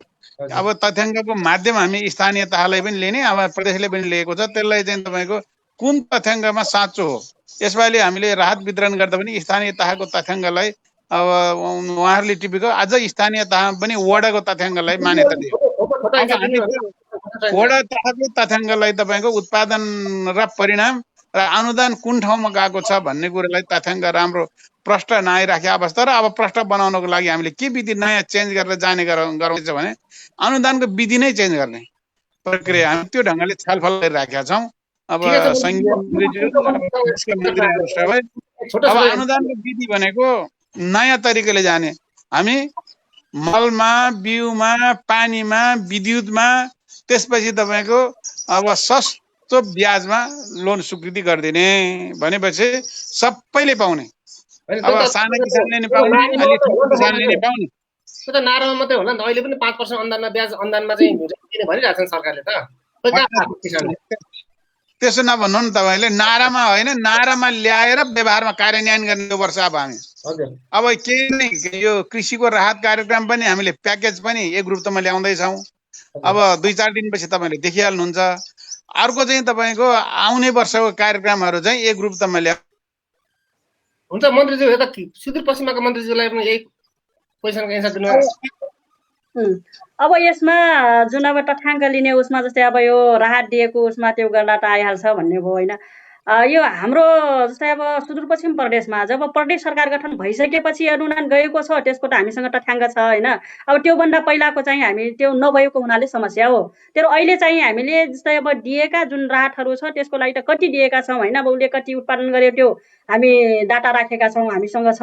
र अब यो चिज चाहिँ जस्तै अब सङ्घीय मन्त्रालयले पनि गरिदिनु पर्यो, स्थानीय सरकारले पनि गरिदिनु पर्यो। त्यही भएर हामी भनेका छौँ जस्तै मानव सङ्घीय सरकारबाट अनुदान दिएका जस्तै डाटाहरू प्रदेश सरकारमा पनि दिनु पर्यो। प्रदेश सरकारले गरेका जस्तै अब सङ्घीयमा पनि चाहिँ अब डाटा दिनु पर्यो र स्थानीयमा पनि दिनु पर्यो। स्थानीय सरकारले पनि त्यो अनुसार प्रदेशमा र सङ्घीयमा त्यो दियो भने त्यसपछि हामी डोरो पनि हुँदैन र यो चाहिँ क्लियर चाहिँ डाटा आउँछ। यति मान्छे चाहिँ जस्तै राहतहरू लिएर उत्पादन गरे भन्ने उसमा त्यो आउँछ भन्ने उसमा नै भएका छौँ र त्यसरी चाहिँ गरेका छौँ।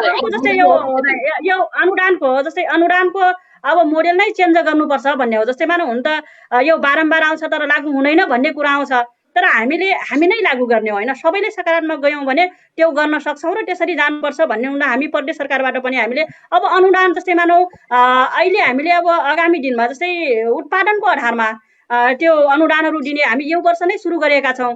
जस्तै हाम्रै ठाउँमा जस्तै अब प्याजको एक समयमा एकदमै समस्या पर्यो, त्यसपछि हामी प्याज खेतीमा नै गइसकेका छौँ। उत्पादनको आधारमा चाहिँ हामी अनुदान दिने भनेर त्यो लागू गरिसकेका छौँ र आगामी दिनमा पनि त्यसरी जान्छौँ।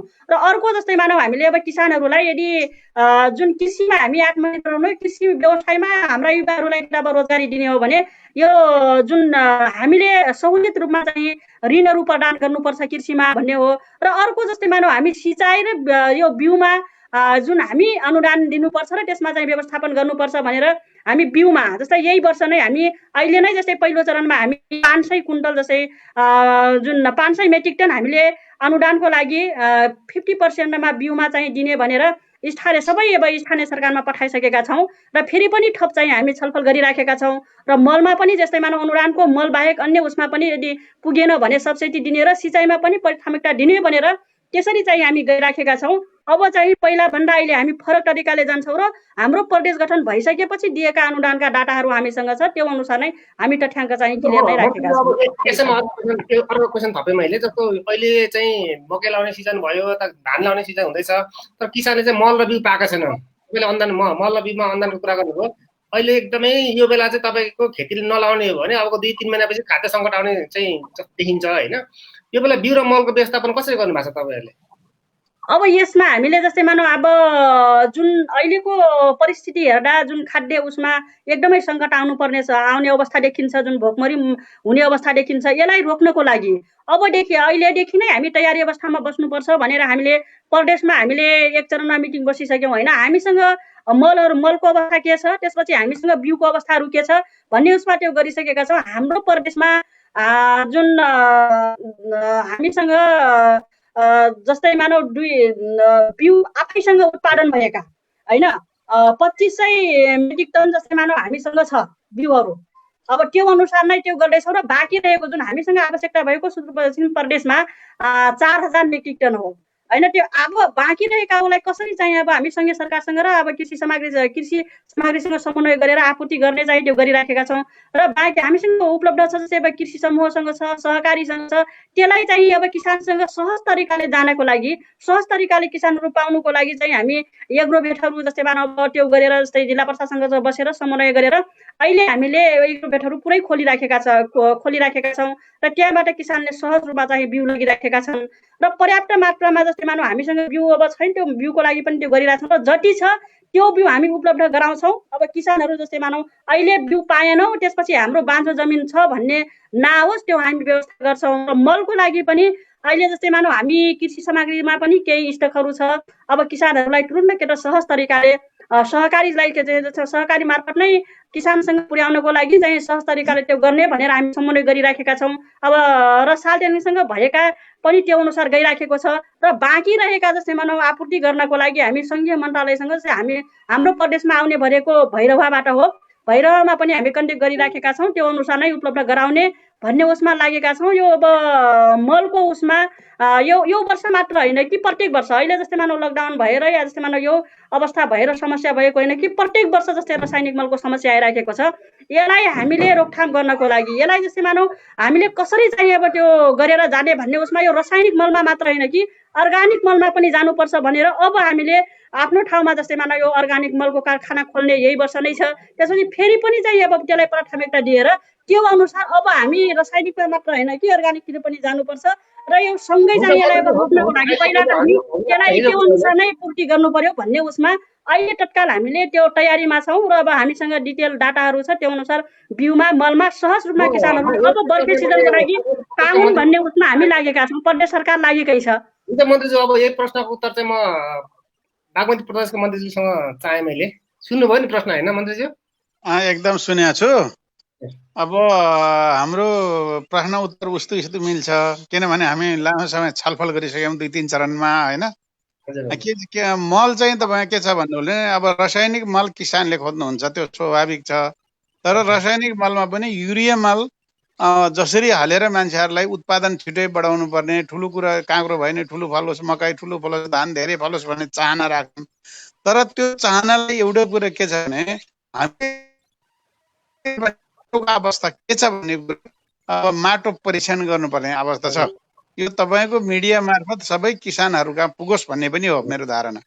किनभने अहिले चाहिँ तपाईँको यो कहाँ पुग्यो भन्दाखेरि धेरै तलको उर्वर चाहिँ माटोहरू माथि तानेर अनि त्यो युरिया मलले चाहिँ तपाईँको खाइसके। अब हामी के खोज्छौँ, युरिया मल हामीलाई चाहियो कि चाहियो भन्ने यो जमिन चाहिँ हाम्रो पालोको लागि मात्र होइन, छोरा पनाति भोलि हुने सन्ततिको लागि पनि त्यो जमिन हुनु पर्ने, त्यहाँ उत्पादन हुनु पर्यो। त्यसो गर्ने हो भने चाहिँ अघि नै सुदूरपश्चिमको मन्त्रीले भन्नुभयो जस्तै अब हामीले वैकल्पिक व्यवस्था गर्नु पर्यो। हाम्रो बाउ बाजेको पालामा युरिया मल थिएन नि त, रासायनिक मल थिएन। के गर्थ्यो भने गाई पालन गर्ने, मसी पालन गर्ने, बाघ पालन गर्ने, त्यसैबाट त तपाईँको चाहिँ कम्पोस्ट मल उत्पादन गर्ने, त्यही मलबाट उत्पादन भएको हामी तरकारी खान्थे, अन्नबाली खान्थे। अनि त्यतातिर नै जानुपर्छ भन्ने माग त हो।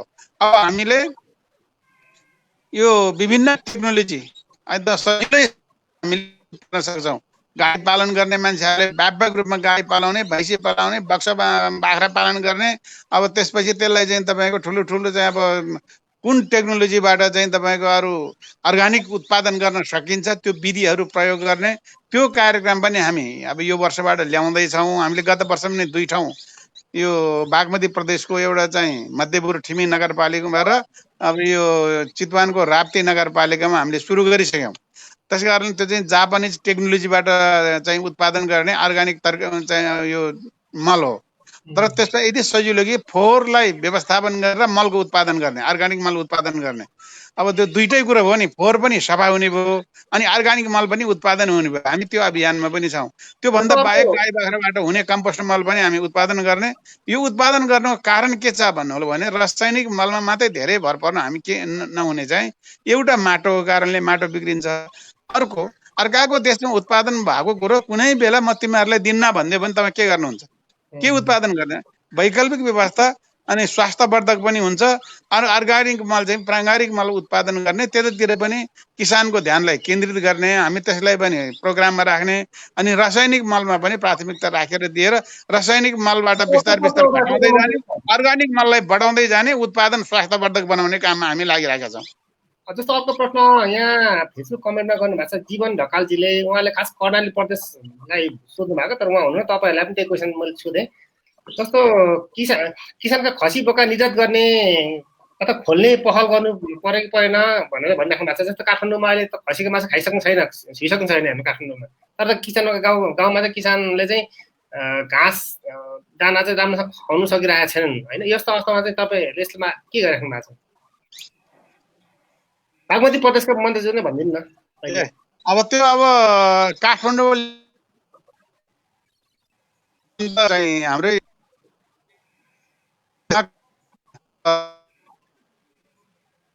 खसी जे भए पनि त्यतै हैन, दसैँ आए पनि त्यतैबाट हजुर हजुर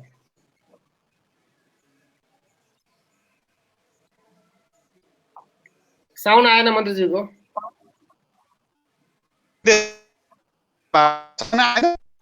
अलिक कम आयो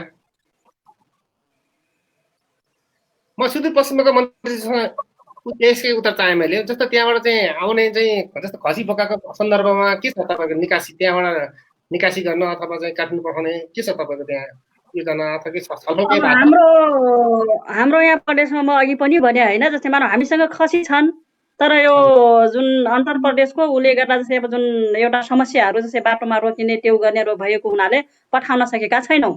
त्यही भएर यो जस्तै मानव हामीसँग तयार भएका जस्तै मानव यो खसीहरू भयो, त्यसपछि जुन हामीसँग भैँसी पनि छन् होइन, त्यो उतै जाने अब त्यो रोकिएको छ। अहिले त्यहाँ माथि चाहिँ हामी समन्वय गरिराखेका छौँ। यो चिज चाहिँ हामी जस्तै मानव काठमाडौँसम्म यदि माग छ भने त्यहाँ चाहिँ जान पाउनु पर्यो। हामीसँग जुन तयार भएका खसीहरू लगायत जुन कृषि वस्तुहरू सबैलाई त्यो जान दिनुपर्छ भनेर त्यो गरिराखेका छन्। हामीसँग छन् तर त्यसलाई उता पठाउनको लागि हामी पहल गरिराखेका छौँ। जस्तो अब छोटा एन्सर चाहेँ मैले होइन, आगामी बजेटहरू केमा केन्द्रित छ तपाईँहरूको, कस्तो बजेट छ? अनि एउटा क्वेसन त्यो भयो। अर्को क्वेसन चाहिँ यसैमा जोडेँ, जस्तो किसान र राहत यो वर्षको त्यो कोरोनाबाट पुगेको क्षति असिना होला होइन, हिउँको होला के क्षतिपूर्तिको लागि तपाईँहरू के व्यवस्था गर्नु भएको छ यसपालि र आगामी बजेटको चाहिँ कस्तो बनाउँदै हुन्छ? एकैचोटि दुईवटा क्वेसन। हामी बजेट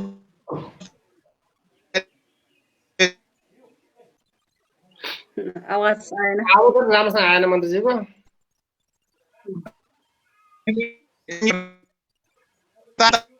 तपाईँको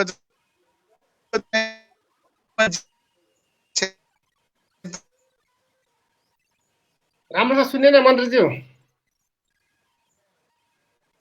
म हजुरबाट चाहेँ मैले सुदूरपश्चिमबाटै म यसको एन्सर चाहेँ मैले अलिक अब अहिले हामीले जस्तै यो आगामी बजेटमा हामीले विशेष गरेर जस्तै मानव यो खाद्य पोषणमा जोड दिने होइन, अब खाद्यान्न बालीहरूमा।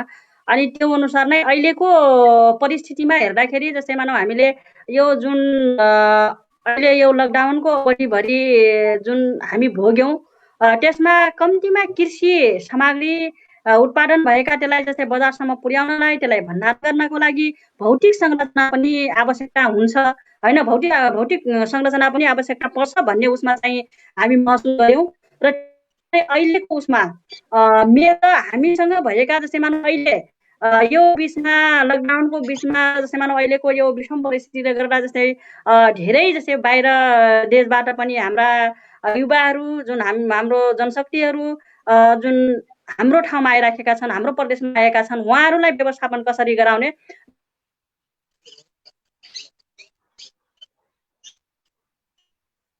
प्रेरित गर्नको लागि कार्यक्रमहरू बनाएर हामी लग्नुपर्ने भन्ने उसमा नै त्यो कार्यक्रमहरू बनाएका छौँ। र विशेष गरेर जस्तै मानव यहाँका हाम्रो प्रदेशमा भएका जुन हाम्रो खाली जमिनहरू छ, हामीसँग चाहिँ छ एउटा उत्पादन नगरेर जस्तै त्यसै छोडिएको छ, त्यो जमिनलाई चाहिँ हामी हरियाली बनाउने र त्यो अनुसार नै व्यवस्थापन गर्ने एक।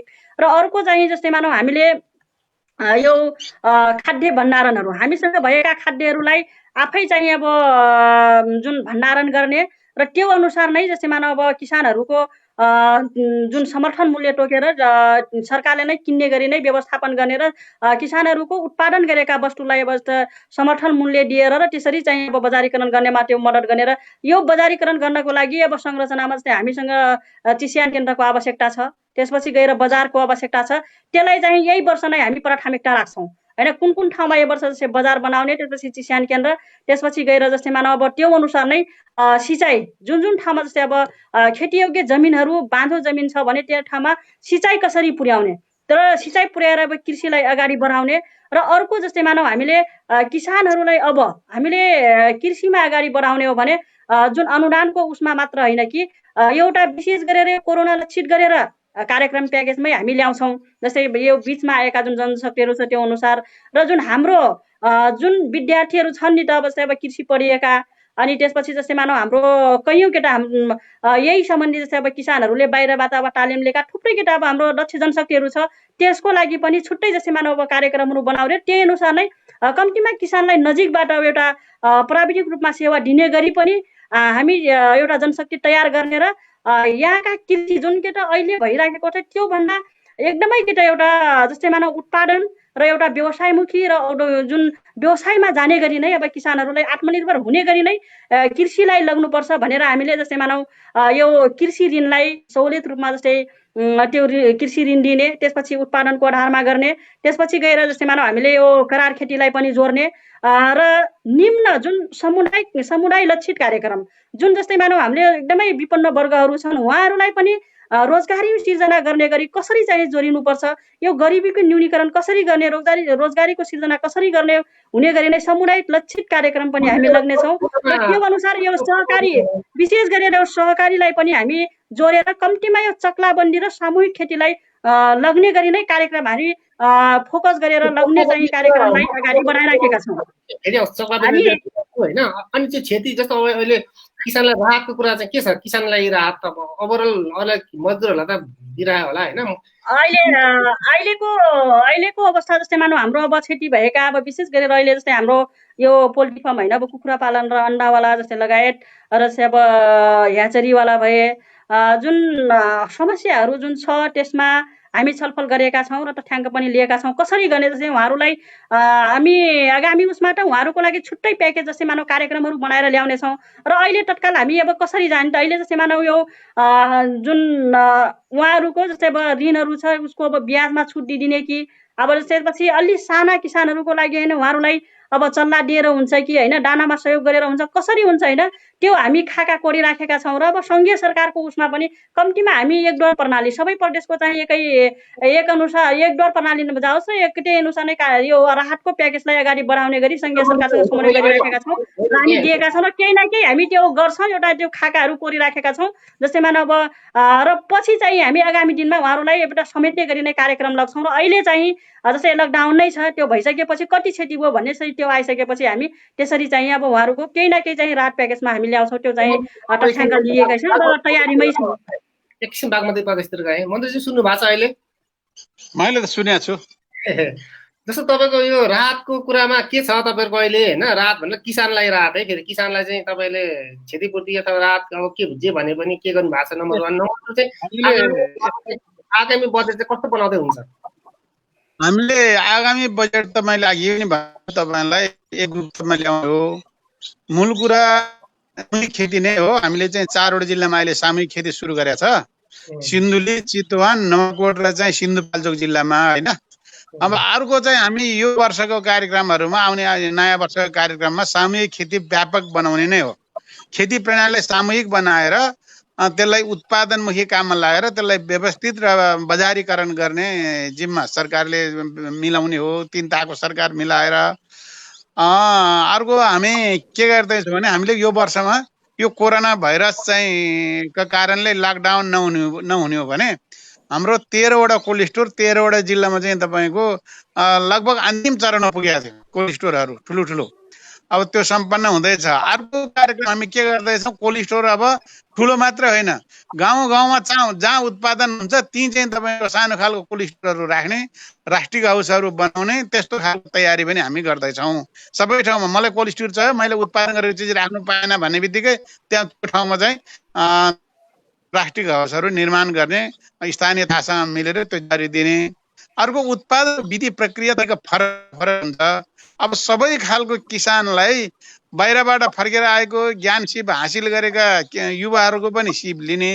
अर्को त हाम्रो चाहिँ तपाईँको यहाँ चाहिँ हजारौँ हजार मान्छेहरूलाई रोजगार दिनु छ, बाँझो जग्गा फोर्नु छ।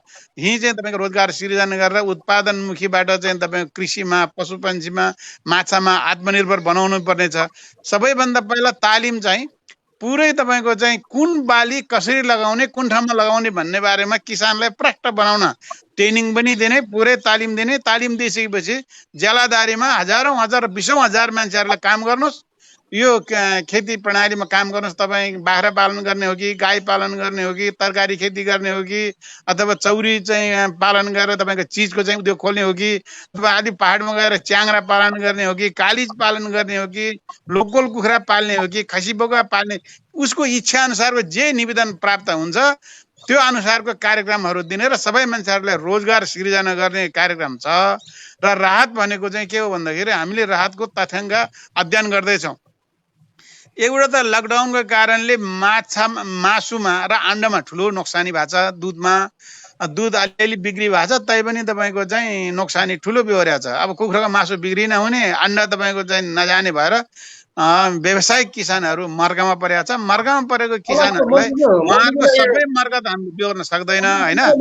तर हजुर जस्तो तपाईँ मैले अस्ति एउटा आर्टिकल लेखेँ, यहाँ कमेन्टहरू धेरैले सोध्नु भएको छ, जस्तो किसानको अन्डा अथवा कुखुरा नै राहतमा बाँड्दा के हुन्छ मजदुरहरूलाई? म भन्दैछु, किसानले उत्पादन गरेको अन्डा र घिउ चाहिँ राहतको प्याकेज कार्यक्रममा राखिदिनुहोस्। त्यो चाहिँ तपाईँको राम्रो हुन्छ भनेर हामीले संघीय मन्त्रीज्यूलाई अनुरोध गरेका छौँ। माथिबाट चाहिँ प्याकेजमा राखिदिनुहोस् भनेर उहाँले चाहिँ सामान्य प्रशासन मन्त्रालयमा कुरो पनि गर्नु भएको छ। र हामीले प्रदेशको तर्फबाट गर्ने चाहिँ हामी कम्तीमा पनि यो लकडाउन भरिको कतिसम्म हुन्छ उहाँहरूलाई ब्याजमा चाहिँ तपाईँको चाहिँ छुट दिनको निम्ति अब केही ब्याज चाहिँ तपाईँको चाहिँ राष्ट्र ब्याङ्कले पनि छुट दियो 2%, केही कृषि लोनको ब्याज 5% संघीय मन्त्रालयबाट पहिले लोन लिँदैमा त्यो ब्याज उहाँहरूले प्राप्त गरिसकेका हुन्छ। त्योभन्दा बाँकी रहेका ब्याजहरू चाहिँ अब हामीले एउटा के तयारी गर्दै थियौँ, सानो किसानको लागि हामी 100% तिर्दिने, त्यसभन्दा मध्यम किसानको लागि चाहिँ 75% तिर्दिने, ठुलो किसानको लागि 50% तिर्दिने खालको एउटा सोच बनिरहेछ। क्याबिनेटमा लाँदैछु, निर्णय भएको छैन, हाम्रो अब क्याबिनेटमा जान्छ, त्यो निर्णय गरेर अगाडि बढ्ने। कम्तीमा उहाँहरूलाई त्यसले पुरा हुँदैन पुग्दैन। तर के हो भन्दाखेरि सरकार छ, राज्य छ, अप्ठ्यारो पर्दा दुःखमा सहयोग गर्छ है, यो देशमा हाम्रो सरकार छ भन्ने अनुभूति होस् र त्यसबाट व्यवसायी मान्छेहरू ब्याक नहोस् भन्ने हो। सुदूरपश्चिमको मन्त्रीज्यूलाई चाहिँ यज्ञराज जोशीले सोध्नु भएको छ होइन, जस्तो कैलालीका माछा कृषकले 3 लाख माछाको भुरा कपिलवस्तुबाट ल्याउन खोजेको 1 हप्ता भयो, हामीलाई 1 हप्ताको लागि पास दिन सक्नुहुन्छ भनेर सोध्नु भएको छ। यज्ञराज जोशीले चाहिँ सोध्नु भएको, कपिलवस्तुबाट चाहिँ माछाको भुरा ल्याउनु पर्यो अरे। अब यसमा म त्यो अघि पनि धेरै कुरा आइसकेको छ होइन। जुन अन्तर प्रदेश जाने, त्यसपछि गएर त्यो अब माछाको भुरा भनेको कृषिमा नै पर्यो होइन, त्यो रोक्ने वस्तु त होइन नि त होइन, त्यो त अब सहज तरिकाले आउन दिनु पर्यो। जस्तै यो कृषि सामग्रीमा पास पनि नचाहिने भनिएको छ होइन। यो चिज जस्तै मानव माछामा होइन कि अन्य चिजमा पनि त्यो थुप्रै रोकावट भइराखेको छ। यसको लागि जस्तै मानव आजै नै जस्तो त्यो यसको पहल गर्नको लागि संघीय मन्त्रालयसँग त्यो गरेर अब तुरुन्त चाहिँ जस्तै मानव त्यसलाई त्यहाँबाट आउन दिनुपर्छ। जस्तै मानव जहाँ रोकिएको छ त्यो ठाउँमा जस्तै अब त्यो 2 दिनसम्म रोक्यो भने किसानले त्यो हाल्न पाउँदैन नि। यो चिजमा चाहिँ अब छिटो ल्याउनको लागि, वातावरण मिलाउनको लागि नै आजै नै चाहिँ अब माथि समन्वय गरेर त्यसलाई नै ल्याउन सकिन्छ, त्यो चाहिँ आउन दिनुपर्छ भन्ने हो। अर्को प्रश्न, दुवैजनालाई अर्को प्रश्न, मेघनाथ तिमसिनाले चाहिँ सोध्नु भएको छ, बजार मूल्य र खरिद ग्यारेन्टी हुने हो भने बाँझो जग्गा जमिन चाहिँ बाँझो रहँदैन होला नि त मन्त्रीज्यू भनेर सोध्नु भएको छ। जग्गा जमिन बाँझो नराख्नकै लागि हामीले समर्थन मूल्य तोक्ने हो र बाँझो जमिन फोर्नेहरूलाई हामी अर्को नयाँ खालको चाहिँ तपाईँको प्रोत्साहन अनुदान पनि दिने हो। जस्तो अर्को चाहिँ फार्मर लिडर्स देव धवालले सोध्नु भएको छ, बिचौलिया नाफा डायरेक्ट होइन नीति बन्द गरे मात्रै विदेशी उत्पादन भित्रमा कम हुन्छ होला नि त सोध्नु भएको छ। होइन, सहकारी संस्था मार्फत नै तपाईँको चाहिँ उत्पादन गर्ने किसानहरू त सबै मिलेर उत्पादन गर्ने भयो। त्यसको बजारीकरण चाहिँ किसानहरूकै तपाईँको एउटा कृषि सहकारी संस्था गठन गर्ने, त्यो संस्था मार्फत तपाईँको बजारमा ल्याउने, अनि त्यो व्यापारीले किन्यो समर्थन मूल्यभन्दा बढीमा, त्यो भयो। समर्थन मूल्यभन्दा बढीमा व्यापारीले किनेर भने सरकारले किन्छ त बिजौले त हराइहाल्यो नि। बिजौलीहरू सबै किसान हुन्छ, उत्पादनमुखी काममा लाग्छ। मन्त्रीज्यूले भनेको प्रश्नको प्रतिप्रश्न थुप्रै मसँग थिए होइन, यति धेरै विकृतिका कुरा छ, तर यो कोरोनाको बेला धेरै नेगेटिभ कुरा नगरौँ, प्रति प्रश्न गरेर अब ऊ नगरौँ भनेर मात्रै हो। मैले होइन यहाँ कमेन्टमा पनि धेरैजनाले लेख्नु भएको छ, अहिले चाहिँ अलिकति यो कोरोनासँग अलिक सिम्प्याथी पनि होस् भनेर अलिकति अहिलेको राम्रो योजना मन्त्रीज्यूका पोजिटिभ कुराहरूमा त अलिक आइरहेछ होइन। पछि फेरि दोस्रो तेस्रो मन्त्रवादमा हामी फेरि पनि गर्नेछौँ होइन। यही कुरा सुदूरपश्चिमको मन्त्रीमा एउटा उत्तर चाहेँ मैले। कुन चिजमा? जस्तो तपाईँको हाम्रो मेघराज तिमसिनाले सोध्नु भएको छ, बजार मूल्य र खरिद ग्यारेन्टी हुने हो भने, खरिद मूल्य ग्यारेन्टी हुने हो भने जग्गा बाँझो हुँदैन थियो होला नि त भन्नुभएको छ। यसमा त जस्तै मानौ हामीले यो समर्थन मूल्य टोक्ने लगायत यो जस्तै भण्डारणको कुरा गरिराखेका छौँ नि त। यो जस्तै मानौ तिनै तहकाको सरकारको समन्वयमा जस्तै मानौ किसानको उत्पादनको मूल्य चाहिँ अब टोकेर सरकारले नै किन्नु पर्यो, भण्डारण गर्नु पर्यो भनेर त्यसमा हामी लागिराखेका छौँ। अब त्यो अनुसार नै बाँझो जमिन जस्तै मानौ अब खाली राखेनौँ, बाँझो जमिनलाई व्यावसायिक रूपमा लग्यौँ भने त मलाई लाग्छ जस्तैमा हामी आत्मनिर्भर भयौँ भने त त्यो बाहिरबाट पाएन भने त त्यो बाँझो जमिन नै रहेन। र यो चिजमा चाहिँ हामी लागिराखेका छौँ। समर्थन मूल्य चाहिँ जस्तै अब प्रदेश सरकारबाट पनि हामी जस्तै मानौ यो कृषि सम्बन्धी बजार व्यवस्थापनको लागि कानुन नै बनिसकेको छ, त्यसको नियमावली बन्दैछ र त्यो अनुसार हाम्रो प्रदेशमा उत्पादन भएका जस्तै मानौ कृषि वस्तुहरूको समर्थन मूल्य टोक्ने र भण्डारण गर्ने र त्यो अनुसार नै यो बाँझो जमिनलाई चाहिँ एउटा उत्पादनतिर लगाउने र त्यो एउटा बाँझो जमिन नराख्ने गरी जे चिज हुन्छ त्यो उत्पादन गर्ने र यो सरकारले नै समर्थन मूल्य टोक्ने भनेर हामी लागेका छौँ। त्यो गर्छौँ। त्यो चाहिँ हुन्छ। हाम्रो देव धवलजीले थुप्रै प्रश्न सोध्नु भएको छ होइन। त्यसमध्येमा बिचौलिया नाफा बाहेक नीति बन्द गरे मात्रै विदेशी उत्पादन अथवा आयात कम हुन्छ होला नि त भन्ने सोध्नु भएको छ। अब यसमा चाहिँ जस्तै मानौ अब यो बिचौलियाहरूलाई रोक्नको लागि विशेष गरेर हामी सहकारीलाई त्यही भएर परिचालन गरिराखेका छौँ होइन। सहकारीले कम्तीमा त्यो अब आफ्नोसँग भएका सदस्यलाई उत्पादनमा लगाउने र उत्पादन भएका वस्तुलाई जस्तै सहकारी मार्फत सङ्कलन गर्ने त्यो अनुसार नै सिधै चाहिँ बजारसँग जोड्ने र सरकारसँग समन्वय गरेर अगाडि बढ्नको लागि हामी त्यो गरिराखेका छौँ। यो ठाउँ ठाउँमा जस्तै अब बिचौलियाहरू छन्, जस्तै अब किसानहरूसँग ल्याउने सस्तोमा त्यसपछि ल्याएर जस्तै महँगोमा बेच्ने लगायत थुप्रै त्यो समस्याहरू छ। यो चाहिँ रोक्नुपर्छ भनेर हामी लागेकै छौँ र त्यो रोक्नुको लागि सहकारीलाई हामीले चाहिँ एउटा यो व्यवसायसँग जोड्नुपर्छ भन्नेमा छौँ र त्यसलाई अन्त्य गर्नको लागि हामी सबैले लाग्नुपर्छ। व्यापारी किसान सबैले र सरकार सबैले समन्वय गरेर गयौँ भने मलाई लाग्छ यो हुँदैन। फेरि गर्ने भनेको हाम्रो व्यापारी नै हुन् होइन। त्यो व्यापारी त्यो किसानबाट ल्याउँछन्, त्यसपछि त्यहाँबाट त्यो अर्को गर्ने लगायत थुप्रै छ। यो अनुसार चाहिँ हामीले त्यो अन्त्य गर्नको लागि अहिले हाम्रो सुदूरपश्चिम प्रदेशमा लगायत सबै चाहिँ अब ठाउँमा पनि त्यो भइराखेको छ। सहकारीलाई प्राथमिकता दिएर बजारसँग जोड्यो भने किसानको उत्पादन बजारसम्म त्यो जुन मूल्य छ त्यो मूल्यमा पुग्छ। यदि त्यो व्यवस्थापन बजारको व्यवस्थापन गर्न सकेनौँ भने त्यो चाहिँ बिचौलिया लाग्छन्। त्यही अनुसार नै प्रदेशमा हामीले कम्तीमा 9वटै जिल्लामा चाहिँ अब बजारको ठुलो कृषि बजारको चाहिँ अब हामीले संरचना बनाउने र त्यो अनुसार सहकारीलाई सहकारीसँग जस्तै उत्पादन किसानसँग जोडेर बजारसँग जोड्ने भन्ने योजनामा हामी छौँ। त्यो चाहिँ अन्त्य हुन्छ। हुन्छ मन्त्रीजी, जस्तो अन्तिम प्रश्नसँगै तपाईँले टुङ्गाइदिनु होला होइन। तपाईँहरूले भनेका कुरा सबै कार्यान्वयन होस् हामी त्यही आशा गरौँ है। अन्तिम प्रश्न दुवैजनालाई के भने भोकमारीको सम्भावना कस्तो देख्नुहुन्छ? यसको उत्तरसँगै तपाईँले आफ्नो भनाइ पनि अन्त्य गरिदिनु होला। अन्तिम प्रश्न यही हो। यो भोकमारीको प्रश्न सबैभन्दा गम्भीर प्रश्न छ। त्यो भोकमारी नआओस् भन्ने हिसाबले नै अहिले कृषि जन्य वस्तुहरू अब लकडाउनको बिचमा पनि खुल्ला गर्नुपर्छ भन्ने कुरा हो सरकारको। संघीय सरकार पनि त्यही हो, प्रदेश सरकारको पनि त्यही हो, स्थानीय सरकारको पनि त्यही हो। बुझाइमा हामीले त्यसमा एकरूपता ल्याउनु पर्छ। हाम्रो मात्रै बुझाइ, सरकारको मात्रै बुझाइ होइन, यसमा यो प्रशासनको बुझाइ पनि त्यही हुनुपर्छ। त्यसो भयो भने के हुन्छ भने उत्पादनमुखी काममा मान्छे लाग्छन्।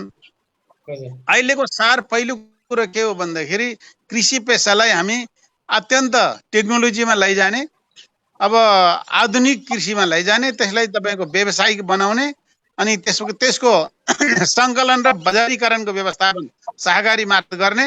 अनि सरकारले चाहिँ तपाईँको चाहिँ बिक्री बजार नपाउँदाखेरि सरकारले चाहिँ त्यसको खरिद मूल्य राखेर समर्थन मूल्यमा ल्याइदिने गरी हामीले कृषिको उत्पादनलाई व्यापक बढाउने भएपछि भोकमरी समस्या नि समाधान हुन्छ, रोजगारीको समस्या नि समाधान हुन्छ। यो सबै कुरा आज जे जति छलफल भयो सबै किसानहरूमा यो कुरा पुग्नु पर्यो र तपाईँको यो चाहिँ तपाईँको टेलिभिजन मार्फत यो पुगिसकेपछि किसानले अझै सोध्नुपर्ने प्रश्नहरू कतिपय साँच्चै नै यो सरकारले गर्न खोजेको हो कि हिजोसम्म गफ मात्रै गरेको थियो कामै गर्ने हो कि के हो भन्ने पर्न सक्छ। म किसानलाई के विश्वास दिलाउन चाहन्छु भने हामी यो पटक साँच्चै नै वर्गीय किसानहरूसम्म सरकारको कार्यक्रम, संघीय सरकारको, प्रदेश सरकारको, स्थानीय सरकारको कार्यक्रम एक रूपमा ल्याएर कृषिलाई उत्पादनमुखी बनाउने, व्यावसायिक पेशा बनाउने, त्यसलाई चाहिँ तपाईको आधुनिकीकरण बनाउने र यान्त्रिकीकरणको प्रयोग गर्ने कुरामा हामी एकरूपताका साथ जाने, कृषि अनुदान पनि वर्गको किसानहरूले नै साँच्चै नै सरकार सब पाउने रहेछ, अब कृषि पेशा गर्नुपर्छ भन्ने विश्वास दिलाउने गरी हामी कार्यक्रम लैजान्छौँ। तपाईँलाई पनि धन्यवाद। हस्, धन्यवाद। अब सुदूरपश्चिमको मन्त्रीज्यूलाई अन्तिम प्रश्न छ है। यो भोकमरीको अवस्था नआउन दिनको लागि सबभन्दा पहिला हामीसँग चाहिँ मानव हाम्रो ठाउँमा भएका जुन खाद्यहरू उत्पादन छ त्यसलाई चाहिँ हामीले सरकारले आफै किनेर भण्डारण गर्नुपर्छ, बाहिर जाने दिनुहुन्न। किनभने अहिले जस्तै मानव हामीसँग उत्पादन त छ नि त, धानहरू छ, गहुँहरू छ, तर सबै चाहिँ बाहिरबाट मात्र जुन आइराखेको छ, तर हाम्रो धानहरू कहाँ जाने र भन्ने चाहिँ त्यो छैन। त्यही भएर सबभन्दा पहिला चाहिँ यो भोकमरी नआउन दिनको लागि सरकारले समर्थन मूल्य तोकेर आफै भण्डारण गर्नुपर्छ र त्यो अनुसार नै चाहिँ अब आफ्नो आफ्नो चाहिँ कुन कुन ठाउँमा चाहिँ आपूर्ति गर्नुपर्ने हो त्यो गर्यो भने चाहिँ हामी भोकमरीबाट बस्न सक्छौँ।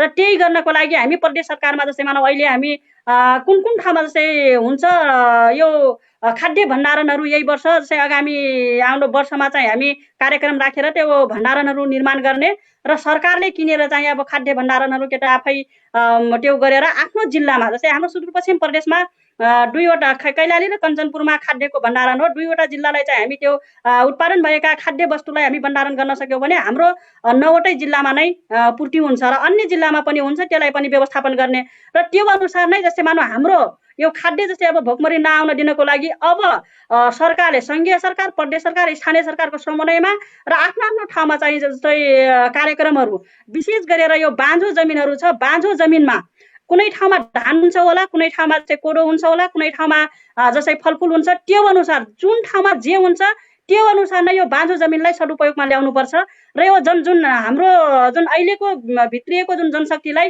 कृषितर्फ लाउनुपर्छ र त्यो अनुसार आत्मनिर्भर हुने गरी र रोजगारी पनि सिर्जना हुन्छ र यो भोकमरी पनि आउँदैन। भोकमरीको पनि हामी त्यो आउन दिन यदि त्यो कार्यक्रमलाई लागू गर्यौँ भने भोकमरी त्यो आउनबाट चाहिँ अन्त्य हुन्छ। त्यसरी नै चाहिँ जानुपर्छ, त्यो हुने हो र यसरी चाहिँ हामी कार्यक्रम बनाइराखेका छौँ र थुप्रै जस्तै मानव अब कार्यक्रमहरू अबको उसमा चाहिँ हामी साँच्चै नै कृषिलाई यदि अगाडि बढाउने हो भने कृषिमा जस्तै मानव हामी कृषिबाट नै जस्तै अर्थतन्त्रको यदि विकास गर्ने हो या जस्तै मानव हामी अर्थतन्त्रको त्यो अगाडि बढाउनको लागि कृषिलाई अँगाल्नुपर्छ, कृषिलाई चाहिँ अब हामीले प्रोत्साहन गर्नुपर्छ भन्ने सबैलाई लागेको छ। र अहिलेको अवस्थामा हेर्दाखेरि जस्तै मानव अहिले यो कोरोनाको उसमा जुन लकडाउनको अवस्थामा सबभन्दा पहिला त हामीलाई स्वास्थ्य हुनु पर्यो, त्यसपछि त हामीलाई खाद्य हुनु पर्यो भन्ने जुन सबैलाई महसुस भएको छ, त्यो अनुसार नै खाद्यलाई हामी जोड दिनुपर्छ। त्यही भएर हाम्रो प्रदेशबाट पनि अब जस्तै कृषिमा नै हामी जोड दिने भनेका छौँ, प्राथमिकता कृषिलाई। त्यो अनुसार नै म किसानलाई के भन्न चाहन्छु भन्दाखेरि अहिले प्रदेश सरकारले गरिराखेको विगतको दिनमा जस्तै मानव यही केही गरेन या जस्तै मानव यही यसै त हो भन्ने जुन छ त्यो होइन कि अब हामीले वास्तविक व्यावसायिक रूपमा जानको लागि किसानहरू पनि तयार हुनुपर्छ र एउटा कृषि भनेको हामी कम्तीमा आत्मनिर्भर हुने गरी व्यवसाय हुने गरी नै कृषि गर्नुपर्छ। सरकारले जस्तै मानव हरेक उसमा सहयोग गरिराखेको छ, या प्राविधिक रूपमा होस् या जस्तै मानव अन्य उसमा होस्, त्यो गर्ने उसमा छ र यो आगामी दिनमा हामीले त्यसरी किसानहरूलाई हामी जुन अब कृषि ऋण हो या जस्तै उत्पादनमा आधारित लगायत थुप्रै उसमा र त्यो अनुसार प्राविधिक जुन केटा अब सेवाहरूलाई दिने गरी र उहाँहरूलाई पनि एउटा तालिम जस्तै कुन चिजको कार्यक्रम गरिराखेका छन्, कुन चिजको खेती गरिराखेका छन्, उहाँहरूलाई पनि एउटा त्यसरी तालिम सहित नै कार्यक्रमलाई अगाडि बढाउनेछौँ र हाम्रा ठाउँमा भएका जस्तै हाम्रो प्रदेशका जस्तै मानव किसानहरूले कम्तीमा कृषि व्यवसाय रूपमा गर्नको लागि तपाईँहरूले पनि सहयोग गर्ने गरी र एउटा सरकारको जुन योजना छ योजनालाई त्यो अनुसार गम्भीरतापूर्वक अब लगिदिनुहुन्छ भने जुन हाम्रो कार्यक्रम छ त्यसलाई हामी सफल पार्न सक्छौँ र आगामी दिनमा पनि तपाईँहरूको साथमा छौँ। त्यसरी नै चाहिँ अब सधैँ अब कृषि मन्त्रालय र किसानहरूको जुन समस्यालाई जो सुन्दै समस्याको हल गर्दै नै त्यो अनुसार नै एउटा आफ्नो कृषिको कार्यक्रमलाई किसान समक्ष नै किसानको हितमा नै कार्यक्रम अगाडि दिनमा गर्नेछ भन्ने कुरा राख्न चाहन्छु। एउटा अन्तिम भनेको थियो, एउटा प्रश्न राख्नै पर्ने भयो दुवैजनालाई, एउटा अन्तिम भनेको थियो तर फेरि एउटा राख्नै पर्ने भयो। अहिले काठमाडौँमा अथवा देशमा कृषि यान्त्रिकीकरणको विषयमा लिएर दुई ध्रुवमा छ हाम्रो व्यापारी साथीहरू। कोही यही उत्पादन गरेर सरकारले त्यसलाई सब्सिडी दिनुपर्छ भन्ने मान्यता छ कसैको भने भन्सार दर घटाएर चाहिँ आयातै गर्नुपर्छ भन्ने भनिरहेको छन् होइन। यो कुरा चाहिँ किनभने अहिले चितवनमा त्यहाँ उद्योग पनि खुल्नेवाला छ, यो कृषि प्रविधिको यो हुन्छ नि यो टनेलहरूको भयो, त्यसमा चाहिने उपकरणहरू विभिन्न उपकरण छ होइन। यसको कुरामा थोरै छोटो छोटो कुरा राखिदिनु न तपाईँहरूले। कृषि यन्त्रीकरणको विषयमा चाहिँ नेपालमा उत्पादन गर्ने हो कि बाहिरबाट ल्याएर भन्सा छुट दिएर चाहिँ नेपालमा चाहिँ विस्तार गर्ने भन्ने कुरामा? कृषि औजार कारखाना चाहिँ हामीले यो वर्ष नै टेन्डर गराउँदैछौँ हेटौँडामा राख्नलाई। हजुर। कृषि औजार उद्योग अहिले यो लकडाउनको कारणले अब यो वातावरण सम्बन्धी चाहिँ आयन चाहिँ आउन नसकेर हामी त्यो चाहिँ अब ल्याउने तयारी भइसकेको, समितिमा गइसकेको, त्यहाँ रोकेर बसेको छ। अहिले रिटर्न गरेर अध्यादेश मार्फत ल्याएर त्यसलाई टेन्डर गराउँदैछौँ। हामी चाहिँ बागमती प्रदेशको हेटौँडामा चाहिँ कृषि औजार उद्योग एउटा स्थापना गर्ने, त्यो औजार उद्योगले चाहिँ तपाईँको अरू प्रदेशमा पनि सपोर्ट पुग्ने। अरू प्रदेशले बिस्तारै राख्नु होला, तर यो प्रदेशमा राखेर त्यो चाहिँ तपाईँको अरू प्रदेशलाई पनि सहुलियत दरमा किसानलाई पुग्ने गरी जाओस् भन्ने हिसाबले हामीले त्यो तयारी गरेका छौँ। र त्यसको साथसाथमा मैले अघि नै तपाईँलाई भनिसकेँ, त्यो तपाईँको चाहिँ यान्त्रिकरणको प्रयोग बिना त अबको खेती सम्भवै छैन। यन्त्रीकरण आवश्यक छ। कतिपय यो औजार उद्योग हामीले यहाँ स्थापना गरेर यहीँबाट उत्पादन हुन सक्ने हुन्छ, कतिपय बाहिरबाट ल्याउनु पर्ने पनि हुन्छ। बाहिरबाट ल्याउनु नल्याइकन सबै कुरा अहिले हामी आत्मनिर्भर भइसकेका छ भन्ने अवस्था छैन हाम्रो देशमा। त्यसकारणले कतिपय बाहिरबाट नै आउँछ, कतिपय स्वदेशमा उत्पादन पनि हुन्छ। यो औजार मन्त्रीज्यू अहिले तत्कालको अवस्थामा जस्तो भन्सा छुट दिएर अलिक सस्तोमा किसानलाई उपलब्ध गराउने हो कि यहीँ भएको यन्त्रीकरण उद्योगलाई चाहिँ साथ दिएर चाहिँ अलिक महँगोमा भए पनि नेपालको उत्पादन प्रयोग गर्ने? हाम्रो उत्पादन भइ नसकिन्जेलसम्म त अहिले पनि तपाईँको कृषिमा चाहिँ हामीले भान्सार छुट गरेर सिफारिस गरिराखेका छौँ, त्यो ल्याउन पाइन्छ। हुन्छ मन्त्रीज्यू, म चाहेको यही क्वेसन छोटो मान्छे दिनु होला है। अब यो 100% हामीसँग जस्तै मानव गर्न सक्ने अब औजार उत्पादन गर्न सक्ने औजारहरू ऊ आफ्नो देशमा नै उद्योग खोल्नुपर्छ। किनभने सधैँभरि हामीले जस्तै मानव अन्य देशको चाहिँ उसमा निर्भरमा हुनुभन्दा आफै नै चाहिँ उत्पादन गर्नुपर्छ भन्ने मान्यता हो, यो खोल्नुपर्छ होइन। अब जस्तै मानव योभन्दा पहिला पनि हामी सङ्घीय मन्त्रालयसँग कुरा गरे जस्तै हामीसँग इन्जिनियर कार्यालय छ होइन, जस्तै मानव त्यहाँ छ, तर त्यसले बाहिर पनि त त्यो अब आफ्नो भएका आफूसँग भएका क्षमताहरू बाहिर पनि दिनु पर्यो नि त, उत्पादन गर्नु पर्यो होइन। त्यो अनुसार चाहिँ अब हामीले किसानहरूलाई सहुलियत रूपमा दिन सक्छौँ, यो गर्नुपर्छ। किनभने अहिलेको अवस्था हामी देखिराखेका छौँ, हामीसँग औजारहरू उत्पादन उद्योग छैन, त्यसपछि हामी बाहिर देशबाट ल्याउनु पर्ने छ, लकडाउन छ। अब अहिले किसानहरूलाई चाहिराखेको छ तर हामी उपलब्ध गराउन सकेका छैनौँ। त्यही भएर यसले गर्दा चाहिँ आफ्नै देशमा जस्तै मानौ कृषि औजार उद्योगहरू खोल्नुपर्छ। र अर्को जस्तै यहाँ नभएका उत्पादन नभएका छ भने त्यसलाई चाहिँ बाहिरबाट पनि भित्र्याउनु पर्यो। किनभने हामी आधुनिकीकरण यान्त्रिकीकरणमा जानुपर्छ भनेका छौँ। यो चिजमा पनि चाहिँ अब बाहिरबाट ल्याउनुपर्छ। र जस्तै यो जुन भन्सार छुटबाट अब सहजीकरण भइराखेको छ, तर कहीँ जस्तै मानव अप्ठ्यारो भइराखेको छ भने जस्तै यो भन्सार कृषिको उसमा चाहिँ अब भन्सार छुट हुनुपर्छ भन्ने हो होइन।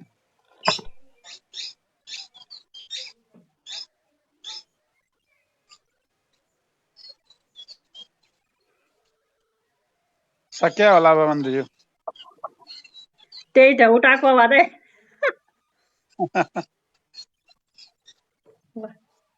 सक्यो।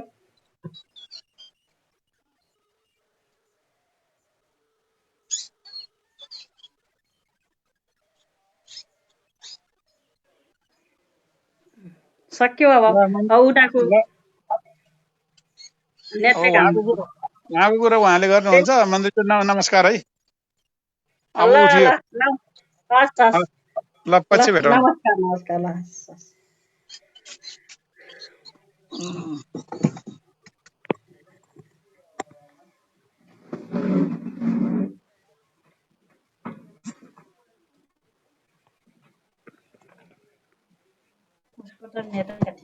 मुश्किल